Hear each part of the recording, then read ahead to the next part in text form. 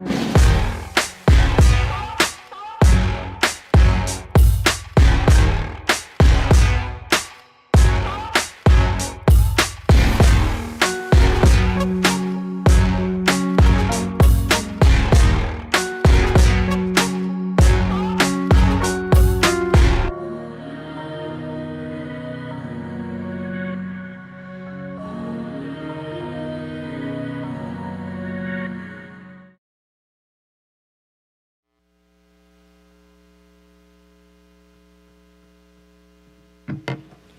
afternoon, community. Good afternoon, community. On behalf of the East Baton Rouge Parish School Board, we invite you to tonight's meeting on this Thursday, June 1st, 2023, for a public hearing on our board workshop for the 2023-2024 budgets. Madam Secretary. Okay, before we begin, we're going to enter into the invocation, which will be led by School Board Member Patrick Martin, followed by the Pledge of Allegiance, which will be led by School Board Member Shoshone Stewart.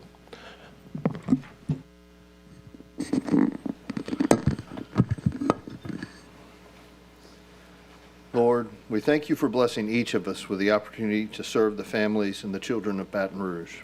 We ask that you enter our hearts and strengthen the commitments we have made to put the interests of all of our children first. We ask your help to put aside our egos and insecurities and personal desires and devote ourselves solely to helping our children grow and prosper in life. Please help us all see with greater clarity the needs of our students and those who work on the front lines, often at significant personal sacrifice to transport, feed, and educate our students and provide them with a clean, pleasant school environment. Please guide our decisions so we can make Baton Rouge a great place to live, work, and raise a family. In Jesus' name we pray. Amen.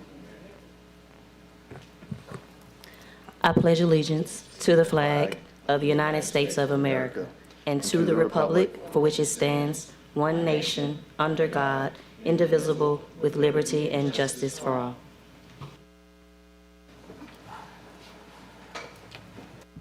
Thank you.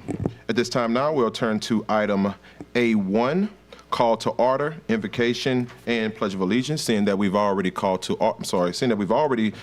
through our invocation and pledge of allegiance, Madam Secretary, please call the roll. District 2, President Lannis. Present. District 3, Vice President Powell. District 1, Mr. Blue. Here.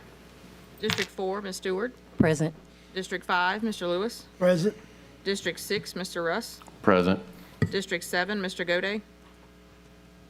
District 8, Ms. Kennison. Here. District 9, Mr. Martin. Here. Thank you, Madam Secretary. Before we go into item B, I would just like to preference that tonight's hearing is more about hearing the community's input around our budget. So I would ask board members to please be mindful. I'm going to go a bit out of order. I'm going to allow the community or the public to speak first, and then we'll come back to our board following. Okay? All right, now we'll move on to item B1, presentation of the proposed budget for 2023-2024 general fund budget.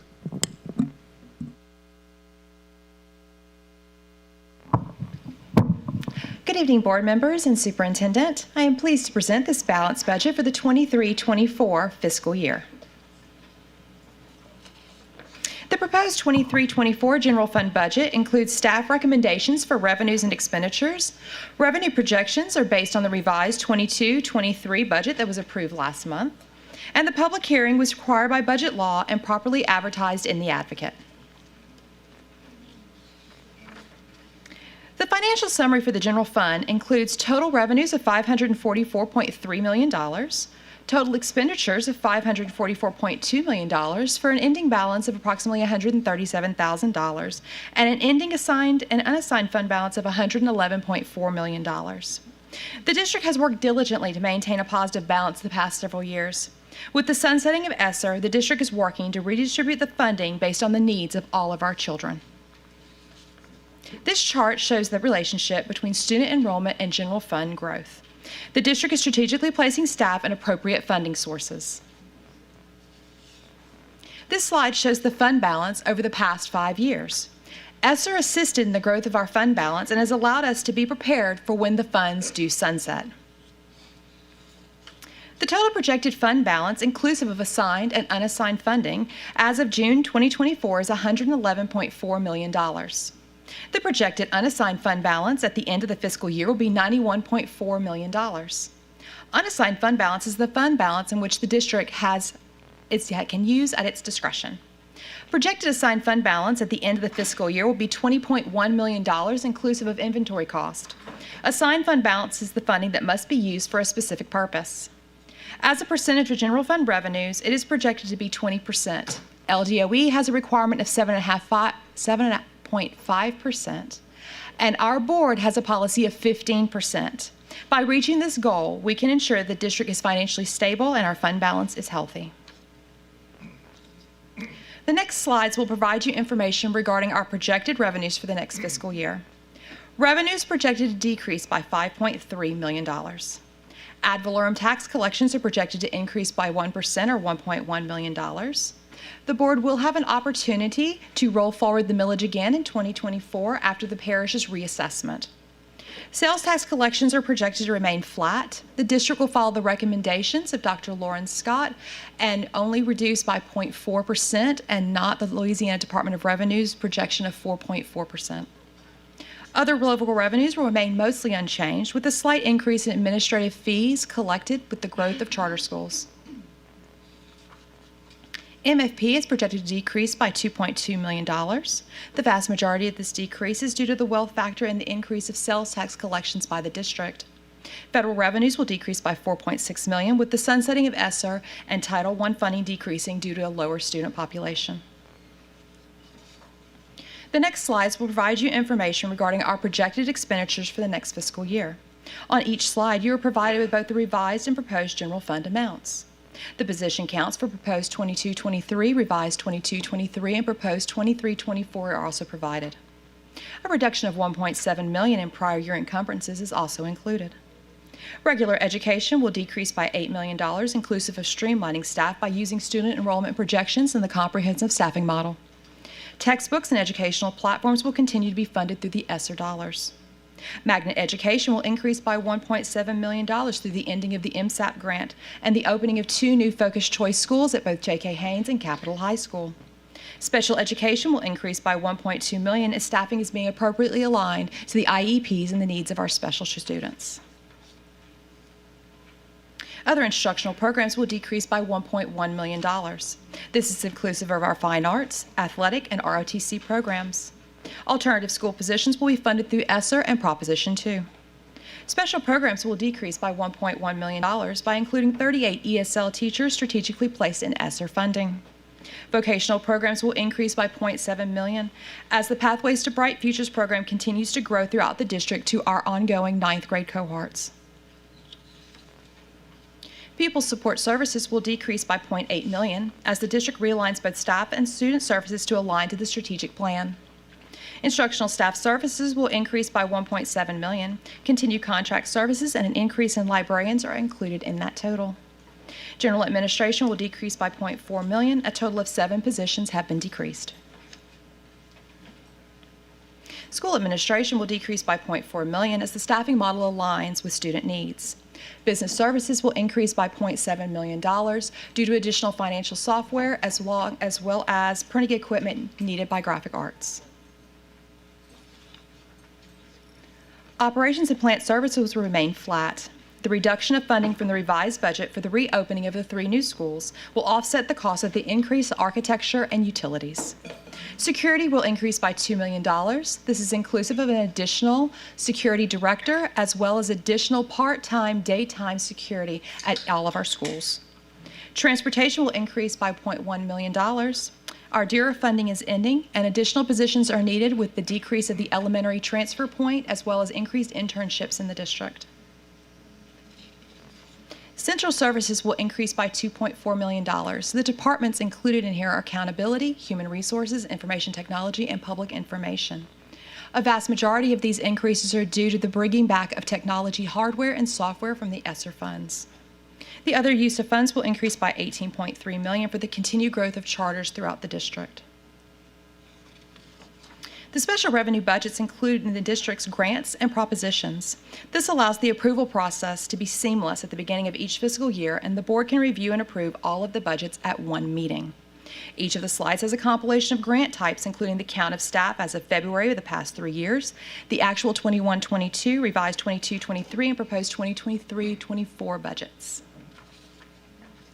As you can see, these are not all of the budgets that are in the special revenues packet. These are the major ones, so just noting these are the major ones. So Proposition 1 is the capital project account. It provides funding for the building of new schools and technology needs of the district. The staff included are technology team members that work throughout the district. For fiscal year 23-24, total revenues are projected at 53.9 and total expenditures are at 42.6. Proposition 2 provides funding for alternative school needs of our district and is inclusive of both instructional and administrative staff to assist them. For fiscal year 23-24, the total revenues are projected at $8.2 million and total expenditures are projected at $6 million. Proposition 3 provides funding for a percentage portion of every non-grant funded employee's salary. For fiscal year 23-24, the total revenues are projected at $41.3 and total expenditures are projected at $62.9 million. For the 23-24 fiscal year, an 8% raise to all staff paid on the teacher's salary schedule has been recommended by administration. Proposition 3 will fund this for 1 year. Special education grants, inclusive of IDEA, provide funding, staff, and supplies for our students that have IEPs and require additional assistance on their educational journey. For fiscal year 23-24, the total revenues and expenditures are both projected at $11 million.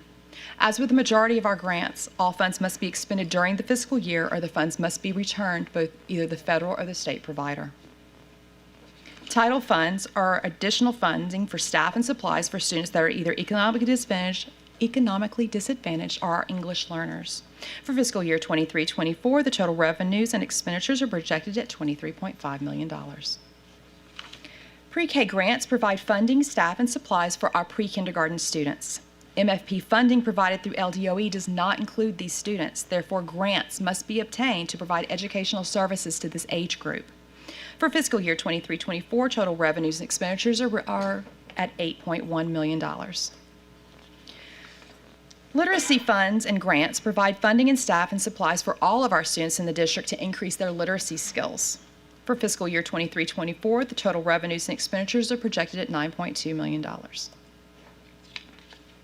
ESSER funding, which will be brought into much greater detail by Dr. Bethley in just a moment, are provided to assist the districts with students who need post-COVID and return to in-person school assistance. For fiscal year 23-24, total revenues and expenditures are projected at $59.5 million. ESSER, unlike the other grants that, while federally funded, is ongoing. It was not a 1 year, so it began in 21-22 and will complete in next year, 23-24. So the district has many opportunities. We will begin the evaluation of all schools to either reduce or close based upon student enrollment or performance. The review of land sales and school consolidation in the district continues to be an opportunity. The Pathway for Bright Futures program is allowing the streamlining of instructional programs at the high school level. During the budget process, all departments were reviewed for additional savings. Program evaluation continues throughout the district to align all of our programs with the district's strategic goals and KPIs. We will continue to shift our priority areas to both literacy and numeracy. Comprehensive Staffing Program has assisted the district in properly staffing all locations based upon their enrollment and the needs of their students.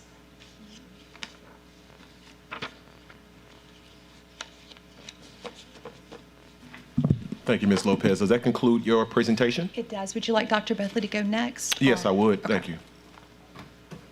Greetings, Dr. Bethley. Thank you. Good evening to everyone. Okay, so I'm going to basically give you a snapshot of all the ESSER budgets that we receive and a line item of the expenses. So for the public viewing on this slide captures basically the budget terms that Ms. Lopez and I use throughout our presentations.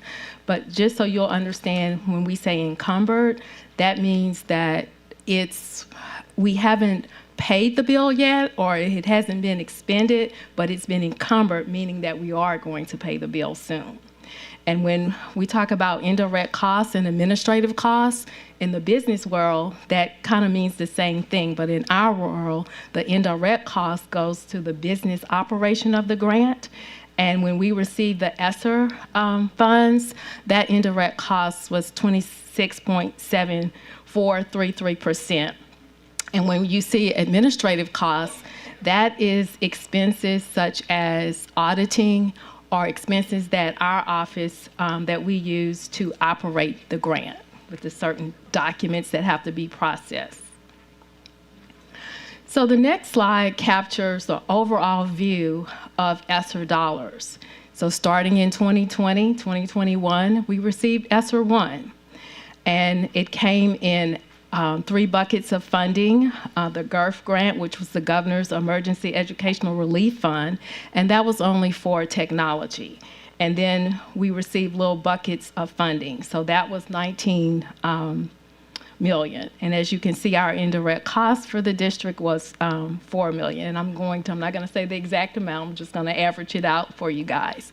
But we did use all of this funding, and we had to spend these funds by September 30th, 2022. Then we received ESSER 2, and it came in 2 buckets, Action 1 and Action 2. And we also received incentive funds and the ESSER 2 school choice, which we did not get indirect costs because this grant was for our charter schools, but the grant flows through our district. So you can see our total amount is $76 million, and our indirect cost is $15 million. These funds must be spent by September 30th, 2023, but it is our goal we will spend these funds by June 2023, June 30th. Okay. And the last grant is the ESSER 3 grant, which came in 2 buckets. Action 1 and Action 2, and we also received little mini grants, but it was specific to what we can spend the funds on. So this grant will generate, when it's finished, $34 million in indirect costs, and we must spend these funds by September 30th, 2024. So the next slides, you're going to see a line by line item of what we have spent on with the ESSER funds. So with ESSER 2 Action 1, as you can see, our balance is 0 because we spent most of these funds on early childhood curriculum materials and supplies and individual supports. The next slide, we spent funds on personnel, social workers, medical assistants. But as you can see, the balances are almost all 0. We have a slight balance left for our charter schools, so we are working with them to spend their funds. The next slide is ESSER 2 Action 2, and we have a slight balance in our early childhood category and also with our curriculum materials and supplies. Continuing with our individual student support, which our district, we were able to hire literacy coaches, content trainers, and also we developed, we were in partnership with different contracts. As you can see, they're listed here. But again, most of these balances are 0. So ESSER 2, continuing at the bottom, you can see that we have a balance for our charter schools, $440,000, and then you can see our balance for our direct costs. So it's a very little left that we have in ESSER 2 that we will spend by the end of this month. Okay, did it go? Okay, so the next grant was our ESSER 3 Action 1. This grant was, again, very specific to what we could spend the funds on. And you can see the balances are 0. So it was for summer learning. We were in partnership with contracts like Dreambox, Learning Forward, Insight. We also allocated funding for the HVAC and also for social and emotional health. We were in partnership with 2 contracts, Rethink and Castle. So this grant, we have received all of our indirect costs, and as you can see, it's listed on this slide, $6.7 million. So our last grant is the ESSER 3 Action 2, and with this grant, we were able to allocate funding for 21-22 school year, the 22-23 school year this year, and also our remaining balance is going to be allocated for 23-24.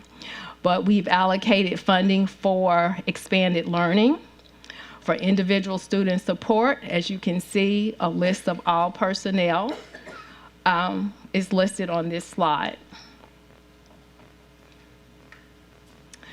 Then we're going to pay for contracts, Achieve 3000, dual enrollment, Dreambox, proximity learning, and you can see the whole list captured on this slide.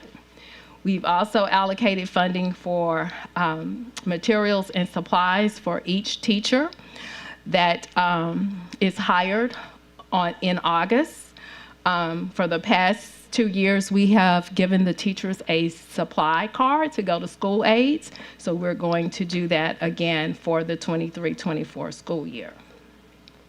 With this funding, we're also, we allocated funding for textbooks for the 23-24 school year. The next slide captures additional supports and personnel where we're going to allocate $4.7 million for our English learner support. So in this grant, we're going to be paying for the ESL teachers that are in our district and also the ESL instructional specialists. We also are going to pay for our Director of Multi-Tier Systems, our Director of Social and Emotional Health, and for our social workers and our social emotional specialists. The next slide captures technology, what we have paid for in technology and what we are allocating for the 23-24 school year for technology. So when this grant is over, we're going to generate $26 million in indirect costs. So the next slide is a snapshot of the personnel that we funded with ESSER 3 Action 2 for this school year. So you can see the number of positions that were funded. The next slide proposes the 23-24 school year for ESSER 3 Action 2. And this is a list of all the positions that we're going to fund and the projected amount. And in this slide, as you can see, we're paying for 122 classroom teachers. The next slide captures the contracts that we are proposing for 23-24. And I've shared some of them with you earlier, but it's just a snapshot.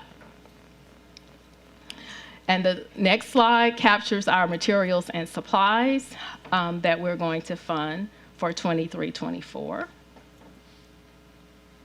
So the balance for ESSER 3 Action 2 is roughly $59 million. This includes indirect costs and administrative costs. So our direct balance that we have to work with is $46 million. So with this $46 million, we're going to fund the following initiatives: expanded learning, early childhood, curriculum support, English learner support, professional development, social and mental health support, and technology support. The next slide captures our Title I allocation. Our office is also responsible for processing the Title I documents. As you can see, Title I, we are projected at $19 million, Title II, $2.4 million, Title III, we do not receive a lot of funding, so it's $412,000, and for Title IV, it's $1.4 million. And I've also listed the number of personnel that is coming from each title budget. Ms. Salinas, Ms. Powell, that ends my presentation. Dr. Narcisse. Thank you, Dr. Bethley. As I said before, now that we have concluded our presentations, any board members that were not here at the when we began the board meeting, I said that this is a public hearing, and because it is, we will go to the public first and then come back to the board for any comments. Given that we have 1 hour to conclude this public hearing, I'm going to ask that anyone that comes to the mic, please be conservative with time. Everybody's going to have 1 minute to speak on the item, and we're going to begin. We're going to go ahead and begin now. I'm sorry. 1 minute, yes, for the sake of time.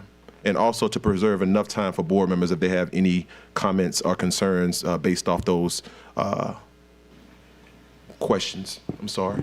And the yellow cards in the lobby are the public comment for the public hearing. That is correct. So if anybody wants to speak, please make your way to the into the hallway, grab a yellow comment card, fill it out, and then pass it to Madam Secretary. But we will go ahead and begin. First up, we have Ms. Storm Matthews. Pardon me, before we start, is 1 minute standard? Are we? It would not be standard. However, we only scheduled this hearing for 1 hour, and then we have to go into our committee of the whole. Otherwise, we would have to extend, and we have quite a bit of items on our committee of the whole. So that's the reason why we cut down or condensed down to 1 minute. Can we change that? Can we give the public enough time? Can you make a point in 1 minute? We can do 2 minutes Thank you. because you asked me. Thank you. All right, so public, you're going to have 2 minutes to speak. Thank you, Ms. Kennison, for your recommendation. I would just say, please be concise in what it is that you're discussing, and also please stay germane to the topic. Tonight, we are talking about our budget, simply about the budget. Thank you. Ms. Storm Matthews, you have the mic. So according to the new pay scale that was uploaded yesterday, my raise would be 6.836% because I'm on step 19, whereas a step 0 first-year teacher would be 7.5%. A 21-year veteran would be 7.07%. A 49-year veteran, yes, we do have, I think, 11 of those. 5.09%. They were hired in 1974. We consistently spit in the faces of our veterans. Consistently, while giving out here to all these brand new people that have done not or have not put in the work. Consistently giving stipend after stipend after hiring bonus to brand new people who have not shown that they are going to stick around and put in the work to EBR. Now, this still isn't the support staff, so it's still a hard no, even if it was across the board the same amount. And I don't care that the biggest difference is only $300. That's irrelevant to me. And we still can't afford it, which me, Dawn, and Evelyn have been saying since the spending started. So, also, and it still comes out of Prop 3, which is irresponsible. But more importantly than this, let's talk about EBR readiness. You guys can see from page 174 to 176 in your budget that there is not a single teacher that is budgeted for EBR Readiness Middle School. Y'all are skipping 3 board votes, 2 grade configurations, and 1 school closure. Now, with everything that happened at EBR Readiness last year, we're supposed to be splitting up those populations, making them smaller, not sending K through 7 to one school and 8 through 12 to another school. So we're trying to make the situation worse because we really need over age 6th and 7th graders with the babies. Also, you can look and you see that okay, there goes my time, but before it's done, like I said, me, Dawn, and Evelyn told you so. Thank you, Ms. Matthews. Next, we have Mr. Jason Harris.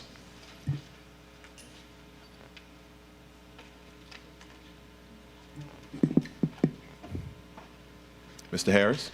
Okay, seeing that he has not come up. Next, we have Ms. Pam Palmo? I'm sorry. Can't tell that last name. Miss Pam. I'm Miss Pam.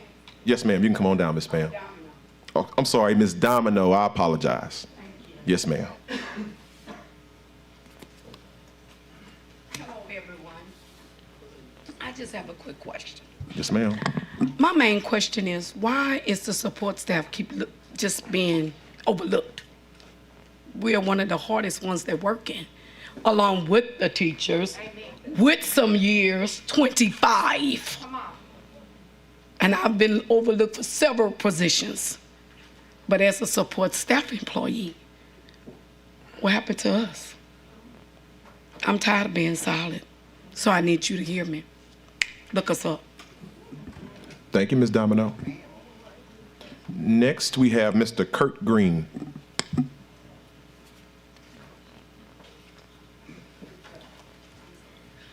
Hello, some of y'all, it's been a while. First of all, you've probably heard it before. When you make a budget, it's a moral document. It's what you think is important. And I'm going to have to echo her sentiments. Our school does not run without support staff. We know what the teachers do in the classroom. I can't do anything I do without my support staff. Paraprofessionals, we don't talk about them enough, what they do enough for an office personnel, what Mr. Ricky does at our school for Hess. All these people create our school and our environment. We don't educate the children without them. None of it goes without that front office staff. They have to be just as important as everybody else. You have to treat from the janitor to the CEO the same way with the same level of respect. You just have to. That is our moral document. If they are not in there, then our morality is faltered when we look at this budget and how we spend our money. It's that simple. All teachers need to be valued. All support staff need to be valued. And it's not just the money. When y'all have these further discussions, it's not just money. That's not the only reason they are flying out of here like crazy. It's not the only reason we lost over 16 people at our school this year. It's more than that. So look at the money, get that right for teachers and support staff, and then look at everything else that is driving these teachers out of East Baton Rouge. Thank you. Thank you, Mr. Green. Ms. Joyce Berry, you're next. How are you, Ms. Berry? Great. Yes. I'm going to echo as well on Ms. Pam Domino. I've been set back. I'm a support worker, and we are the face of EBR. I get so tired of the same thing over and over again. Every time we try to move up, we get set back. I've been trying to get another position since about 10 years now, still in the same place, not moving. The money ain't moving, nor me. And everything is steady going up. And we have to go out there and look for 4 or 5 jobs to make it. It's sad. So please help the support workers. Thank you. Thank you, Ms. Berry. Next, we have Ms. Angela Reams-Brown.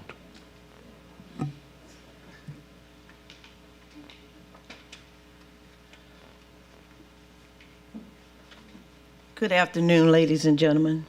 I'm the president of the East Baton Rouge Parish Federation of Teachers and Support Workers. And so the first thing I would like to address is the fact that the support workers have been left out. The individuals that spoke before me are members of my executive board. And so I feel what they feel when they feel like they're not appreciated. And it's not just these few that are here, but it's the support staff across the district. I remember when the conversation first came up about giving pay raises for the 23-24 school year, and it was supposed to be across the board. No one was supposed to be left out. Now, I understand that we have bills that we have to pay, but I also understand that we have a surplus of dollars. It is your decision, because you're the stewards of our money, to decide how it's being spent. But we do expect you to be fair. These individuals who are considered support workers have bills just like the rest of us. And I'd like to see a budget that reflects them receiving a pay raise as well. Thank you. Thank you, Ms. Reams-Brown. Next, we have Ms. Farrelly Jackson.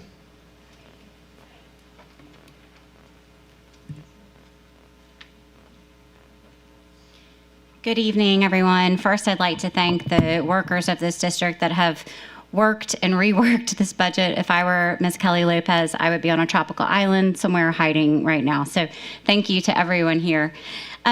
So I echo the sentiments that our teachers deserve these raises. I echo the sentiments that our support workers deserve these raises. And it took me quite a bit of time with the third budget being posted yesterday to kind of wrap my head around what the newest iteration was and how to put it in like fairly terms. And that was basically, we're trying to give teachers pretty much the same amount across the board. Great. It doesn't change the elephant in the room. This money isn't there. It's not there sustainably. We are taking this from Prop 3. Nothing has been fixed to take this out of the general fund. What that means is that our teachers, while they may get some kind of temporary bonus, basically, which is it is, we may be facing rifts and we may face financial exigency. That would be horrible. I mean, if we put this in the salary schedule, that's not a responsible thing to do.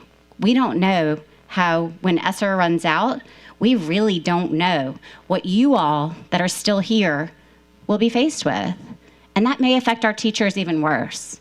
So we need to think long term. And I know y'all are trying to do that, and thank you, but it's the third budget. It's the third one, and we're still not fixing the main problem. Please do. Thank you, Ms. Fairley. Ms. Jackson. Next, we have Ms. Patty Merrick.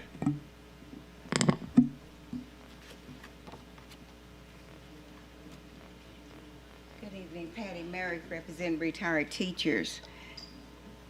The word budget means a lot of things to different people. It could mean equity, it could mean bad things, getting rid of you if you're not in the budget. One of the things about teachers are to perform a job, and many have. Many are still in your system. 40-some years tells a lot about a person still in the system. It's not because they can't go anyplace else. As they spoke about support staff, there's no way you can clean your house without a mop.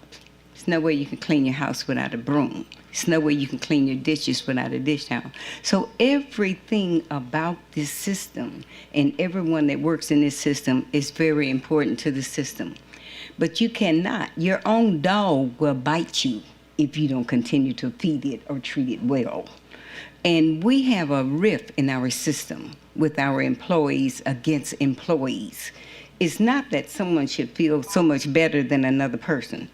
Treat them fairly. Let's divide this money where it's supposed to go. Stop the people that are getting 3 and 4 checks and reduce some of this funding that you know is available and pay this support staff. They need it almost more than the teachers need it, and all of us need money. Thank you, Ms. Merrick. Next, we have Dr. James Finney.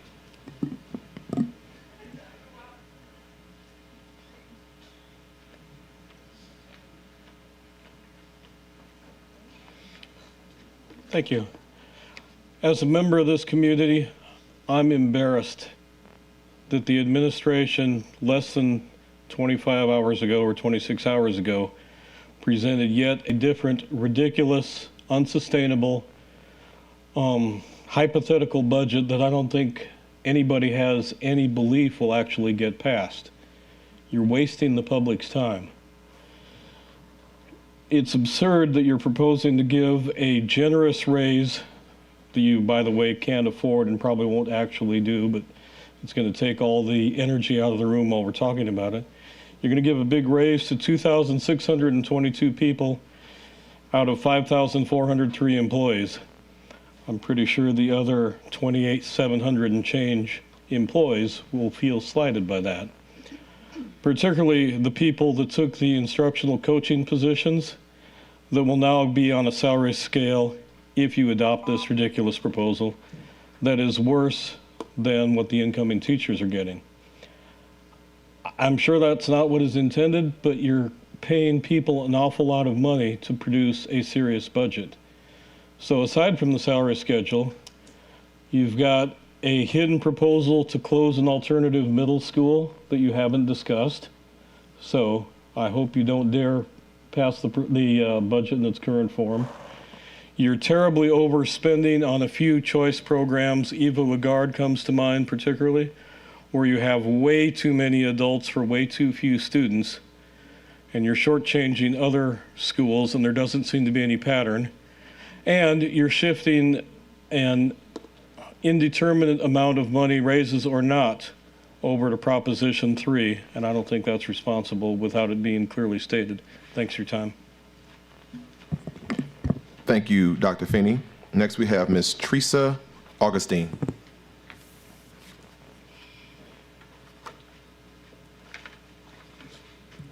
Good afternoon, everyone. I'm Teresa Augustine, Executive Secretary of the East Baton Rouge Parish Association of Educators. Let me give you a brief history moment. My mom gave 35 plus years to this district as an Executive Secretary. How many raises did she get? 4. And now you want to cut them out again? 4 raises in 35 years is not even one every 10 years. Come on, let's do the math. Now, yes, I became a teacher because I love what I do. And I'm pretty sure the teachers in the audience became a teacher because they want to educate the children. The ESPs in the audience want to do the same. But you will have a mass exodus, I repeat, a mass exodus of teachers and staff if you do not come to some kind of compilation that gives people the compensation they need and deserve. And when I say a mass exodus, I am not putting a threat out there, I'm putting a promise. Because these people are tired. We have 6 new board members on this board. And for the ones that have been here, you should know the history that ESPs and teachers alike have been skipped over for years. So if you do not want a mass exodus, I suggest you fix it and fix it today, because the math is not mathing. Thank you. Thank you, Ms. Augustine. Before I turn over to our board, I would ask, is there anyone else rather inside of the audience that would like to speak? If so, at this time, please fill out a yellow cue card. It is placed inside of the hallway. And upon filling it out, please pass it to Madam Secretary. Thank you. At this time, we now have Ms. Haley Nassif. I'm sorry.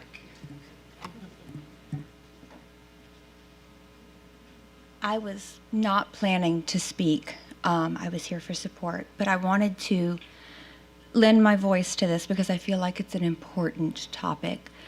I want to echo what Dr. Finney and Tressa said. I'm a former EBR employee. I was one of the instructional coaches that Dr. Finney mentioned. I've left EBR because my qualifications and my worth outpaced the compensation, but more importantly, the respect EBR was able to offer me. I've moved on to higher ed, but I've continued to do mentoring with teachers or students looking to enter alternative certification programs and new teachers going through alternative certification programs. In the time since I have left EBR, I have weekly received calls from teachers telling me that they want to know how they too can get out. How did I get out? How did they get out? In that same time, I've gotten one call from a non-educator asking how they can become a teacher. We are looking at a crisis level mass exodus. Our support staff deserves a raise. Our teachers deserve a raise. And it needs to be done sustainably because every day we all drive past a billboard that says Ascension Parish loves teachers, advertising what they're going to do for them. Our children are important. We have got to educate our children. We need the best possible educators and support staff for those children. And that's going to come with giving them the compensation and the respect they deserve sustainably, without rifts. That's what you're tasked to do, and that's the expectation of the community. Thank you. Thank you. Next, we have Ms. Tamara Espinoza. I'm sorry, is that Dr. Espinoza? I'm sorry. I apologize. I was just making sure. Oh, no, baby. I'm going to leave that to Dr. Narcisse. How y'all doing? I'm Ms. Espinoza. Full disclosure, I am applying for a principal position at Northeast, but I am speaking on behalf of administrators because this budget takes away the assistant principals that was just put in elementary schools. When you take those away, that means for Northeast specifically, there will be no assistant principal. They're getting a part-time literacy coach because they'll be sharing that one, and continue possibly sharing our math coach with the high school. That's 3 members of this ILT team by itself. Yes, we have 209 students, but we have 4 classrooms with we have a whole autism class. We have several, 3 other ESS classes that offer resource. These children need support. And then you're going to say, but you want a principal to keep doing the same thing. As an assistant principal this year, I taught 4 classes on top of test coordinator, on top of doing discipline, on top of all my other duties. I was there till 5, 6 o'clock trying to get my assistant principal work done. We all would love a raise, but we can't afford that at the expense of the children we're here to serve. I'm good. I will make it work. Y'all know, some of y'all know I work 2 jobs. I ain't tripping. And I'll work 3 if I have to, because this is what I'm called to do. But we have to do what's best for kids. You talked about closing schools, and I'm sure Northeast is on that block because they only have 209 students. But that's 209 students in Pride, Louisiana, 70770. Nobody's trying to go out there to work with those kids. And you will put those kids on the transfer bus for over an hour. Over an hour. And I just want you to think about the children and put a face to these children that will be impacted by this budget, because that's who you're going to impact. We adults will be okay. We'll find a way. But them babies don't have a choice. Thank you, Ms. Espinoza. Seeing no other cue cards at this time, we will now turn to our board for comment. I am in the queue first. The first thing I want to say is to the community, to our teachers, to our support staff workers, to anybody that contributes to the East Baton Rouge Parish school system every single day, every single year, thank you. Because this is what we needed to hear as a board. We needed to hear your voices and get your input as to what the priorities look like for our district and the importance of us getting this right. I think we have been very clear, and if we haven't been very clear, I want to be clear in this moment. This is not a finite budget. We're going to get it right. We have on the agenda right now to have another hearing on the 15th. There was a town hall meeting that we held on Tuesday, which was well attended, by the way.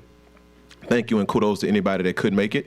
The takeaway was from the community tonight was they want more town halls. They want to be heard. They want more input. And that's what we need as we continue to strum through this budget. We need to hear your voices. Something that I heard that has resonated not only inside of this room, not only on Tuesday, but has resonated time and time again, is that support workers have been overlooked, teachers have been overworked, and now they want to be properly compensated. I want it to be understood tonight, before I get off the mic, I will not approve a budget that does not include pay, equal pay and fair pay for teachers and support staff. I just want to start there. And I'm not grandstanding. I'm not trying to get applause. I just want to be clear about that before we leave out of this room tonight. We're going to continue to go through this budget.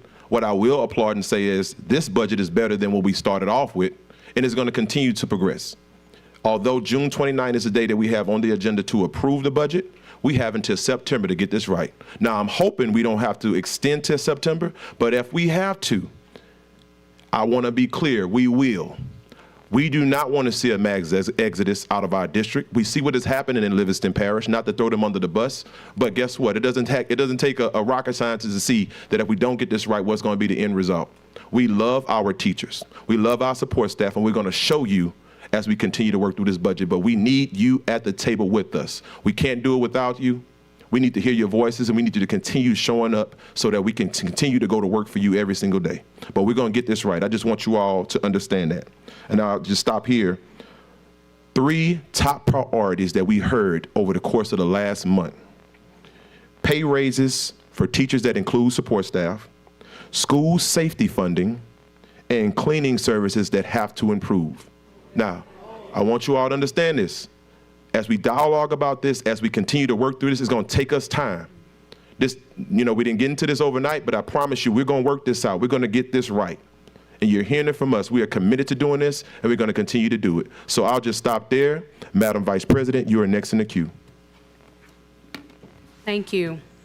I will reiterate President Lanus' statement with saying, first of all, thank you so much to everyone who came out and has shared your voice or has supported someone else who has spoken up on your behalf and on the rest of our community's behalf, whether it's educators, whether it's support staff, whether it's the community just in general.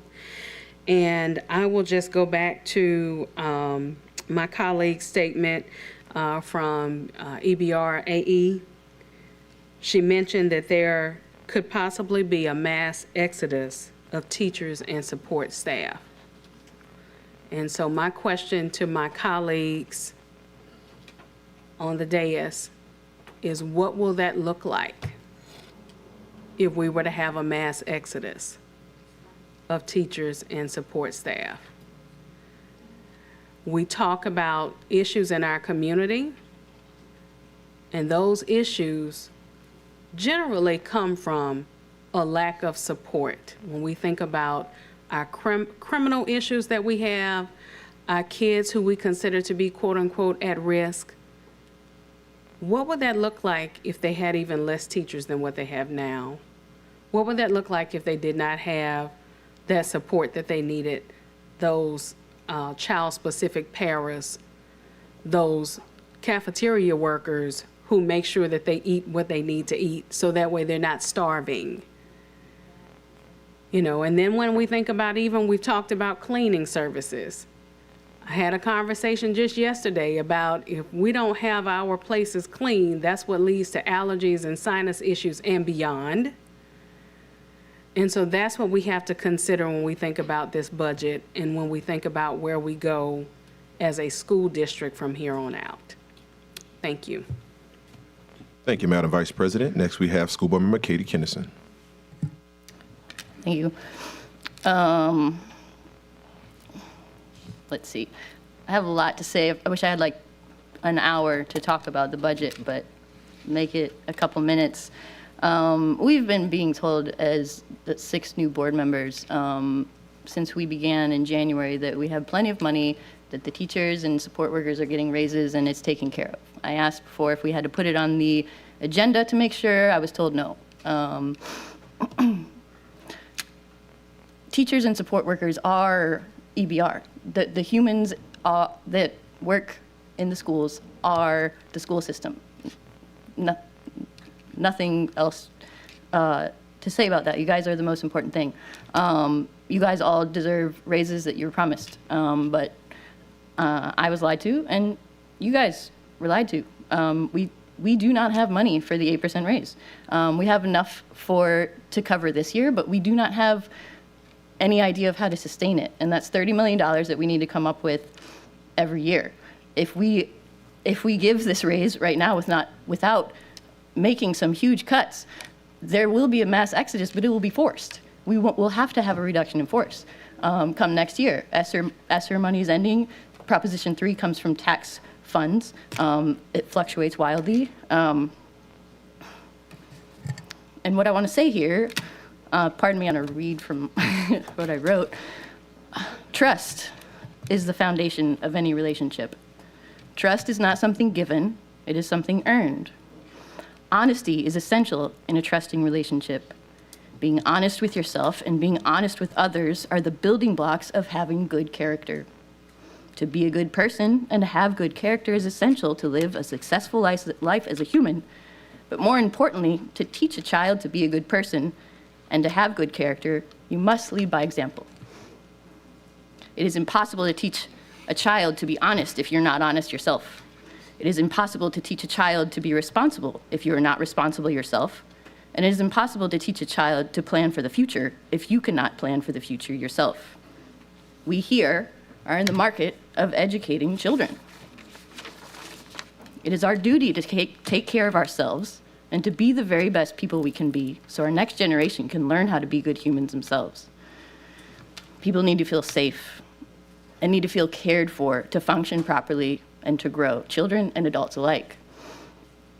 We here have to exhibit good character to build trust among the 6,000 employees we manage so they can feel safe and cared for, so they can function properly, grow into their highest selves, and in turn, be effective stewards of passing on those sentiments to the children in the classroom. Kids are always watching, and they're going to learn from the adults around them. And they're going to learn, and they're going to learn from the adults around them. I lost my place. Whether that's good habits or bad ones. And while setting policy and managing budgets may be the tangible parts of our jobs up here, our most essential task is to exhibit good character, to care for one another, and to show our children that there is goodness in the world, there is hope for the future, and that if we all try to be genuinely and authentically the best selves we can be, we can heal together, we can grow together, and we can give every child the education that each one of them so deserves. This budget is a mess. This budget is not something I can even remotely begin to vote for. We have a lot of sustainability issues. We're not taking care of the people in EBR. I don't know. I don't know what the answer is, but we're going to keep plugging away. You guys are the most important thing. Thank you. Thank you, School Board Member Kennison. Next, we have School Board Member Patrick Martin. Thank you, President Lannis. I'd like to, of course, second everything that you and Vice President Powell and Ms. Kennison talked about in terms of the amount of respect and appreciation that I have for everyone who works for us to serve the children of this parish. You do tremendous work every day. You do it in tremendous difficulties that have increased, I suspect, over the years as the support you get to provide the support you provide to the students dwindles rapidly. You know, we have limited funding ultimately for the budget for teacher pay raises and whatnot. Money is a limited commodity, but respect is not, right? And there is no reason that we can't show you respect that you have earned over years of hard work. And so I'm dismayed that many of you feel that you are not respected by the East Baton Rouge Parish School System. And I'm committed to trying to change that. Now, in terms of raises, I think we have to ask ourselves a whole lot of questions because, as Ms. Kennison points out, the proposed budget does rely heavily on surplus funds of one form or another, and would require us to take some significant budget reductions to make it sustainable over the coming years. I'm not saying that's not possible, but it just is a reality that we have to deal with. I don't see any circumstance whatsoever where we would ever allow for the need for a reduction in force or anything like that. That's not going to happen, I think, while any of us have any breath in our body. But I think we do have to ask ourselves, at what cost does a pay raise come? If the cost of a pay raise is increasing the teacher-student ratio to the absolute maximum allowed by law, and that makes the working conditions of the teachers and the bus drivers and everyone else more difficult, then have we really gained anything, right? Was that worth that extra work, that extra headache, that extra stress worth whatever amount of raise that we gave? That's a big trade-off that I think we need to consider. If you look at national surveys of teachers who have left the profession, what I've seen, the overarching principle is it's not so much that they don't get paid enough, though they don't. It's that they don't get paid enough to put up with the stuff they have to put up with in the working conditions that they have to work in. I have friends who teach in private school making less money than public school teachers. They could make more money moving over to the public school systems, moving over to the very best public school systems, schools that we have, and they don't do it because they're concerned about the working conditions and the perceived lack of respect that many of you have mentioned tonight. And so I don't want us to lose sight of the importance of the working conditions and the stress that we put our teachers and our support staff under. And I just ask that we consider all of those issues as we work through the budget. Thank you all very much. Thank you, School Board Member Martin. Next, we have School Board Member Michael Gode in the queue. Yes, thank you. Let me get to the mic here.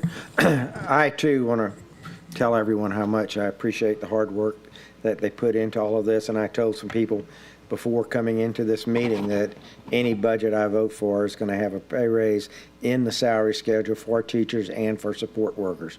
So to me, that's got to be a given as we come through this. But I have some, as typical, I'm a numbers guy, so I'd like to go back to the presentation. I have a couple of questions that I have on the presentation. Okay, Ms. Mr. Gode. Lopez. I'm sorry. Because of the time, I'm going to extend Board Counsel. Could you give some, feedback? As chair of this meeting was noticed until 6 p.m. Well, let me clarify. The COW was supposed to start after this meeting or at 6 p.m. So this meeting can be extended by the chair at your leisure. I just have a few questions. I'm not going to go into detail. No problem. I just wanted to verify. So we can continue. Yes, sir. Go ahead. Ms. Lopez? Yes, thank you. If you go to your presentation where you show the general fund enrollment to staffing slide, couple of points on that. Sure. Are the enrollment and staffing numbers in there, those look like to me that those are the budgeted numbers in each year Yes. and not the actual numbers? Yes. Okay. Would it be possible to have actual numbers in that? Or I guess budget is okay, but I also noticed the enrollment for this year is 30,827. That's district only. I didn't include the type 1 charters. Yeah, I understand that, but that's for every year. The type 1 charters are not in there also. They shouldn't be, no. So are we projecting a 3,000 student drop from last year to this year? Yes, that's a rejection, but I can recheck it for you. And also the 4749, that must be an old budget number because the budget number you just gave us on the I'll enrollment recheck chart It could be a is, typo on my part. I'm sorry? I can recheck it. It may be a typo on my part. Well, the number is really, let's see, 4340, which is actually below the budget from the prior year, not an increase. Sure. So I think there's some issues in this chart that need to be corrected. I also want to point out, though, as we talk about, and I agree, we need to give teachers a pay raise. We can't balance budgets on their back. But when everyone came onto this board, they recognized that there are some severe structural changes that need to be made. And the structure we have today is what's not sustainable. And that's what's driving our budget. You know, we look at here, and if your number of 30,000 is correct, that number back in 2013, 2014 was 40, or 2012, 2013 was 41,000. And it was even bigger than that in the past, and we haven't closed any schools or maybe one school in that entire time where we have 25 to 30% less students. And so we cannot maintain financially the same structure we had for 40, and I think it even goes back to 50,000 students. Now that we have 30,000 students, there will be hard choices that need to be made. And if you want a sustainable budget, you have to make those hard choices because that is what drives sustainability. We have to look at these things, and this is going to be, you know, to me, as soon as we finish the budget in July or August, I'd like to see two things. One, we need how are we going to go about deciding how we come about to rationalize our facilities and reset our structure. And then secondly, I'd like a second committee. As we're doing that, we might as well tackle the whole bunch at the same time and tackle how do we reorient our school schedule so we don't have kids getting up at 6 o'clock in the morning for buses. And so to me, those are the two first things we should tackle on anything. Now, next, I want to go back to another slide on here. It's the slide with the ESSER financial summary on here.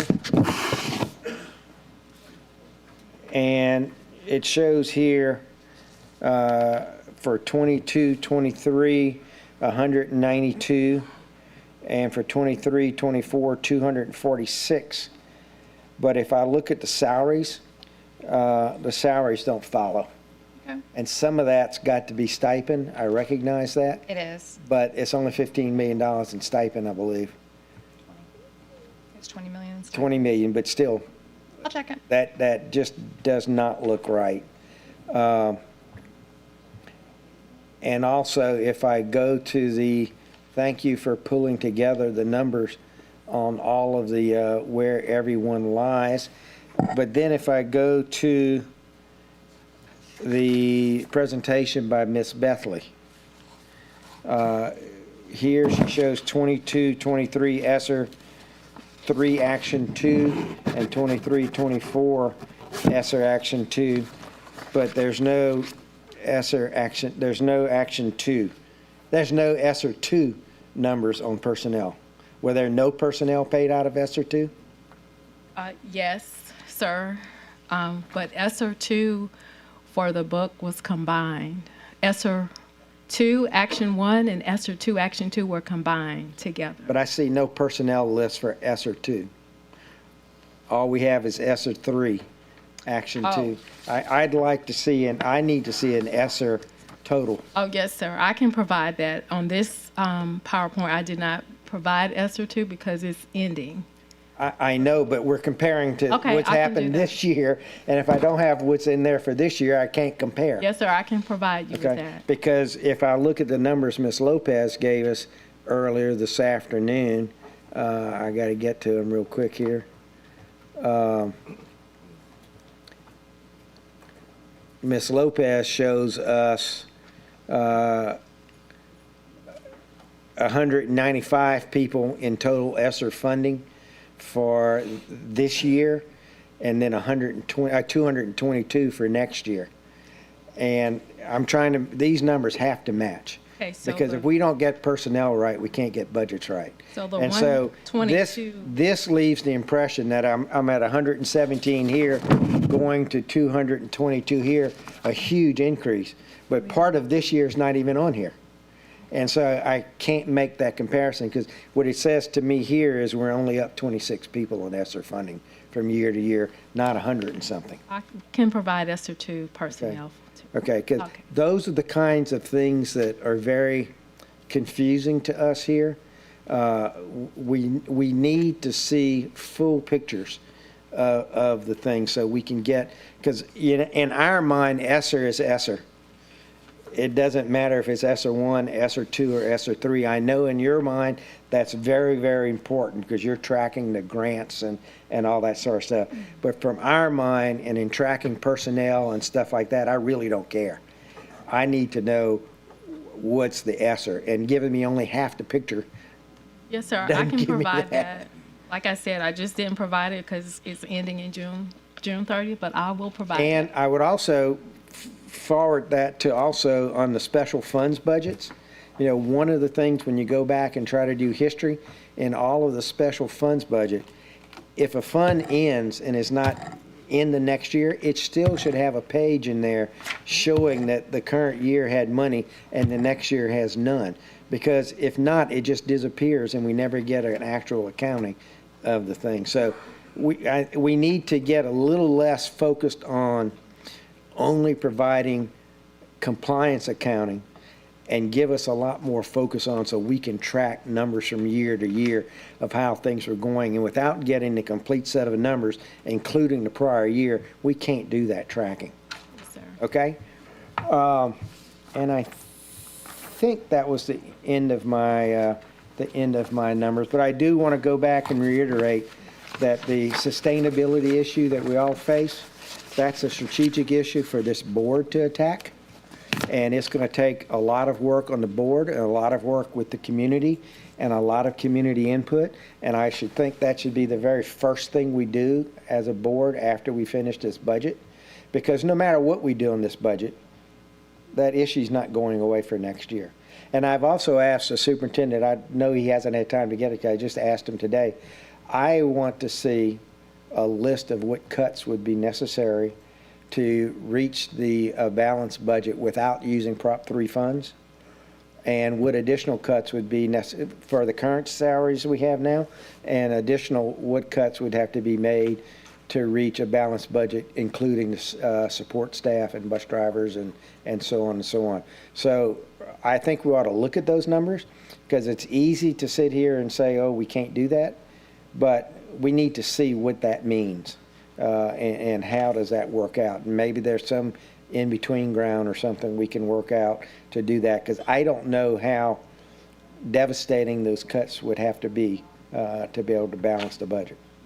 Thank you.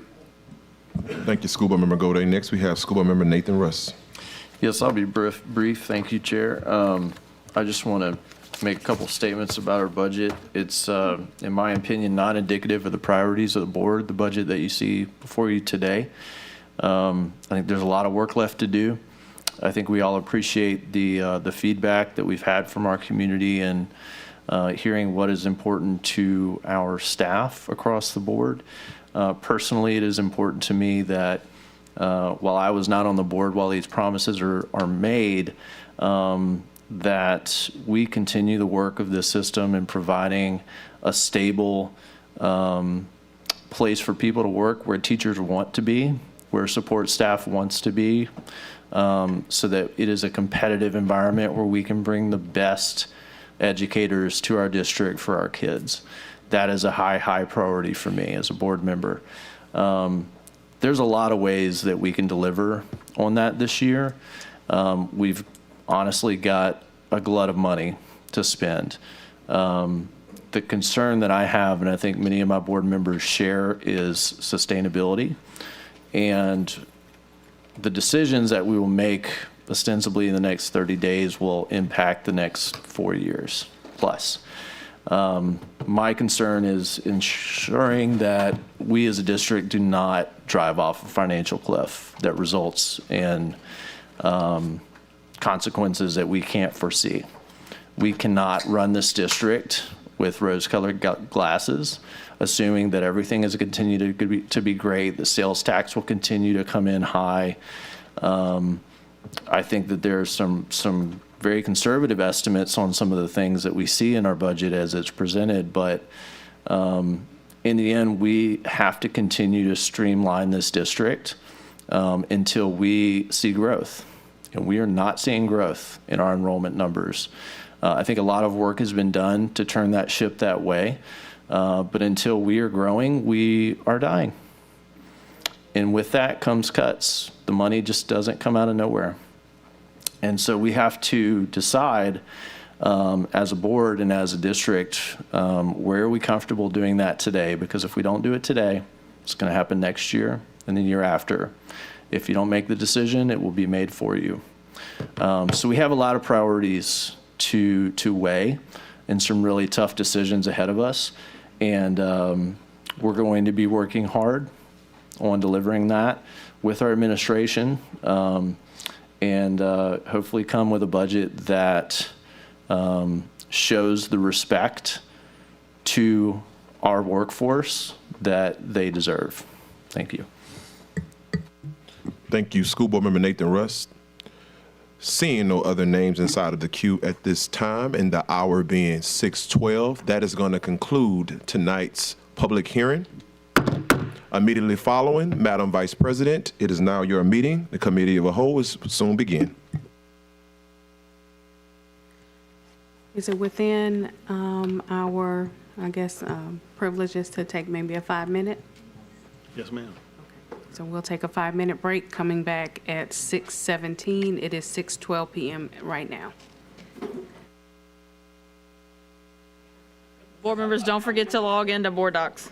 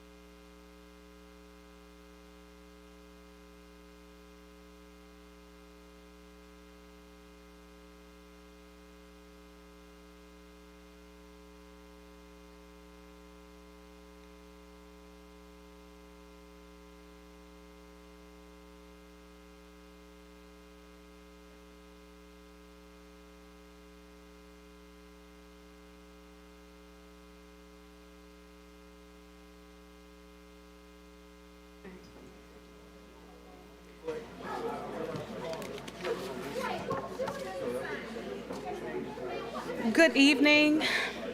This is the Committee of the Whole meeting of East Baton Rouge Parish School Board. Man, what hit your gas? Get their attention. This meeting is now called to order. There we go. Okay, if we can entertain a roll call, please.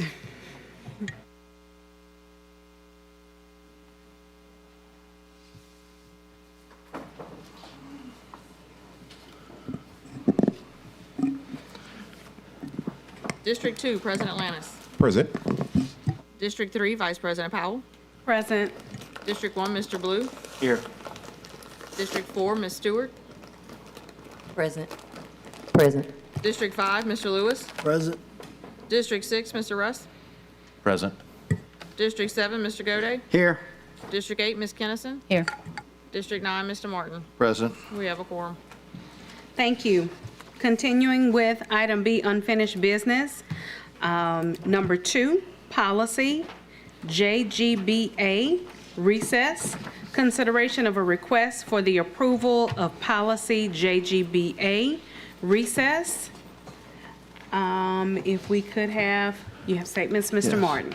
Yes, Madam Vice President, I'd like to move that we refer this matter to the board without recommendation.